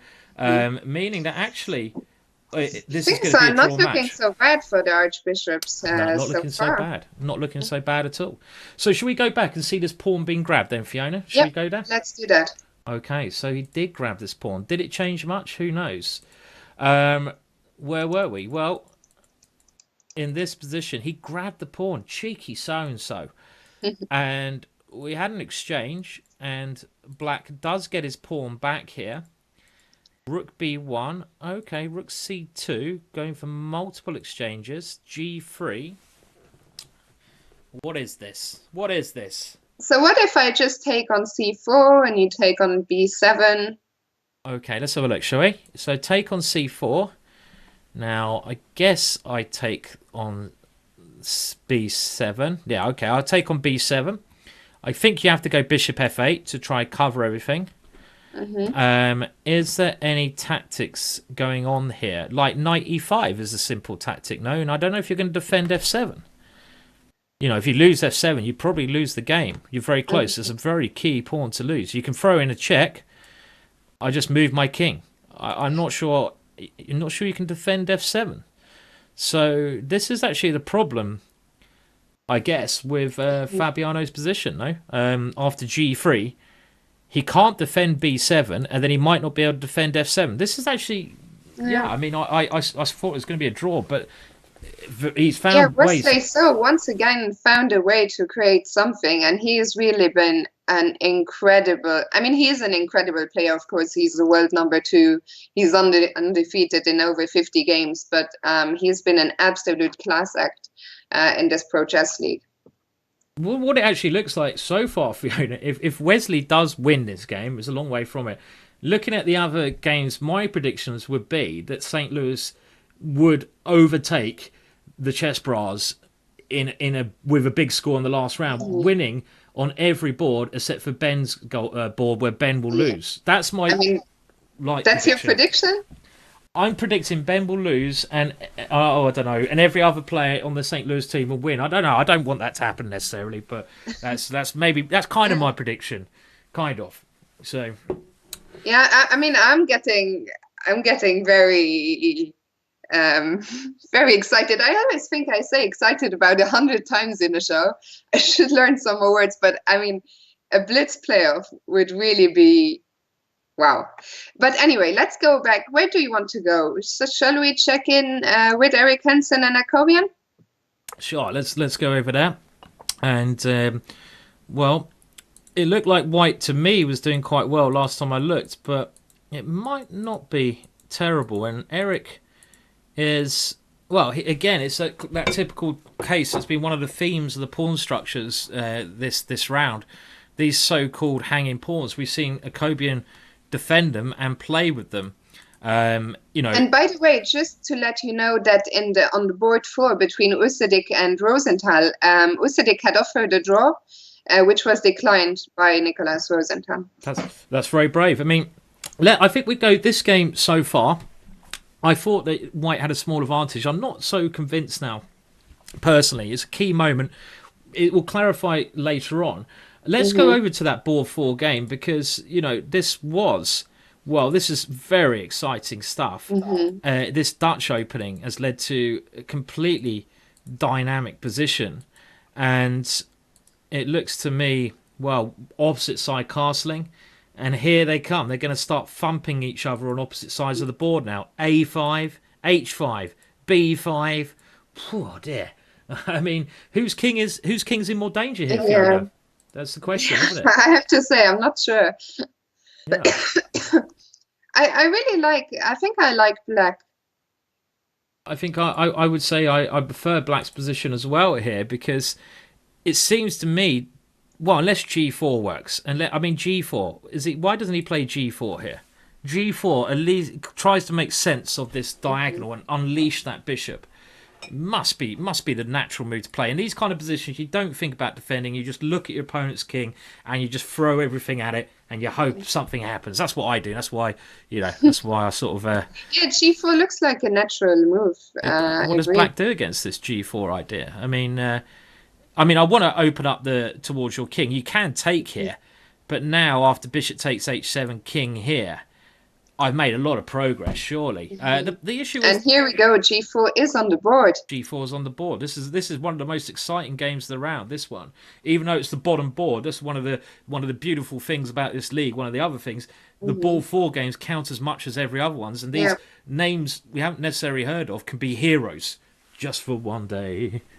And okay, so Nicholas Rosenthal already did a fantastic job in round 3 to take out Grandmaster Alexandre Loysier.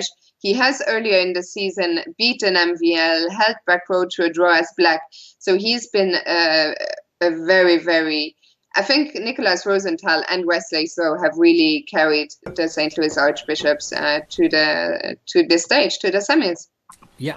It seems so, and I think G4 is a very good move. And to be honest, you can try to hold this pawn with Queen F7, which might be the right positional choice. Because I think structurally speaking, Black is doing well. The knight here dominates the knight on E2, the pawn on D4, and the long term could be a weakness, but that's not important at the moment because you're just going in the king. So something like Queen F7 is a way to try to hold up any of White's advances over on that area. I think I'd be tempted to do that, and I would prefer Black then. But, this game could be any three results, clearly. I think we will come back to this later. I think we should go back to the top clash between Wesley and Fabiano Caruana, because Greg was just saying things were heating up there. And also, Nuki, alias Grandmaster Yannick Ozoli, was saying that Ben is doing fine. So we will go there next. Okay. So it seemed like, in this game, there was some slight problems still for Fabiano to equalise. And we just, the last position we had was after G3. Okay, for the time being, White's gone a pawn up. Can he hold on to this pawn? If he can hold on to that pawn, good chances. Bishop D6, and we haven't seen many moves. This is where we are at the moment. After Bishop D6, you know, if black can get this one move in, grab that pawn, surely then, Fiona, it should be a draw. You've Then also, that's fine. Yeah. I mean, you've also, as black, got ideas of knight e4, trying to do the same thing that happened to you. I think this is probably still going draw away, but it's got a lot of tension, underlying tension. Yeah. Absolutely, yeah, I agree. I didn't think 10 moves ago that this game would still become so interesting, but again, there you go. It's quite And funny. bishop Sorry, e5. sorry, I was just saying it's quite funny. In the chat, there's someone called Draw Declined, and Hmm. this is on the chess.com in the board chat. And I thought, who's declined a draw? And it's oh, it's the name, it's the name, you know. And I saw someone. I've seen some funny names like that before. Handles, should we say? I think. Simon, Yeah. Anyway, Fiona. Nuki is informing us that Rosenthal has unleashed a bomb. So let's go back there, because knight b4 is on the board. Okay, let's indeed go back there. And oh, not that one. Oh, what on earth is going on? G4. Oh my words! This guy is a certified lunatic. I love it. I love it. Look at this. Look at this. He doesn't go for any queen exchanges. He goes knight b4. Oh yes. Oh yes. That's an amazing idea. No. Yeah, I'm just looking at the position. I've been looking at the position for 10 seconds, just blanking out. Okay, so things are happening. He took with the bishop, and he's now taken on f5. Yeah, I think the point is, as we were saying, if you take with a pawn here, then, well, even bishop a2 check is not completely out of this world, but you take with the a pawn, and now it is really black who's got a major initiative. So the time is getting tense as well. So after this amazing knight b4 move, Fiona, yeah, as you say, he decided to go bishop takes, trying to keep his king side closed. And they're both just attacking each other. Look at this. Now I take on f5. I'm going to get there first. b3. I don't care what you do over there. I'm going to get you first. And they're going to have to back. I bet he goes bishop takes a3. I bet you. I was just looking at that as well. Oh no, he's gone b4. b4. A b4 looks strong as well. Fiona, they just don't care what's going on the other side of the board, do they? They really don't have a care in the world. Oh, he's got to take on a3. He's got to go for it. This is a fantastic game from Nicholas. I think he's playing brilliant chess. Absolutely. Oh, another shot. Oh, look at the beauty of that move. You don't even go bishop takes. You want to give up the exchange so your bishop can get on this fascinating diagonal. And he did. That was the only time he's Greg back down. Shahadi is just saying in the chat that Rosenthal is a god. And I tend to agree from what I've seen I tell you in what, this game. the Archbishops, Fiona, they needed a win in this close match. Yeah. And the guy, yeah, Fiona, the guy is playing like Cassie, the god of chess, isn't he? He's playing like he's playing like a legend. And Yeah. I think he's going to win this. Look at the time for White. White is in big trouble because Black's attack has landed first. And David Cruz, who, by the way, will be one of your hosts for the next semi-final, where world champion Magnus Carlsen will come into action, has also joined us in the chat and is saying, asking Rosenthal for MVP. And I very much agree. And he had already pointed that out in his excellent blog this week. So things are looking up for the St. Louis Archbishops. I think they're going to. Let's go to Ben Finegold. We haven't been there in a while. Time is ticking down as well. We'll have to go to Eric Hansen later on because they are both under a minute. But let's very quickly check in with Ben. Okay, so I mean, this is a very complex game. I thought White was doing all right, but it seems around this side here. I didn't like White's a5 move because it gave Black a glimmer of counterplay on the queen side, and Ben is now coming in with his pieces somewhat. Rook b4, and he's got this play. White has not been able to play e5, a key move, and now Ben's got very active pieces. It's one of those positions all of a sudden it looks like White could be imploding. You know, still don't like the rook on h8. I mean that should just, you should just remove that from the board. Actually, White sacrificing a pawn here.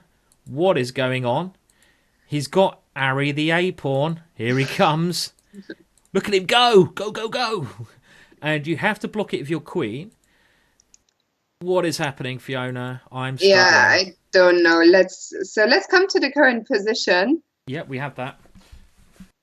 Uh, Well, materialistically, Ben is a pawn up now, and I mean, one thing I think is clear so far. This is a great round for the Archbishops. They are really, really pushing their opponents in every board. Ben's done it here, I think. and Greg is saying, "Oh man, this match is too crazy. I can't figure out what's happening." Indeed, we couldn't have hoped for a tenser outcome. And let's go to Eric Hansen and Akobian because they're Okay, what's happening here, though, Fiona? I mean, do we know what's happening here? I mean, like, do you think? I mean, F6. I think this is also key. Both short of time. Yeah, F6 has been played. I mean, this game, every game, tense. G6, Queen F4, trying to get the Queen in.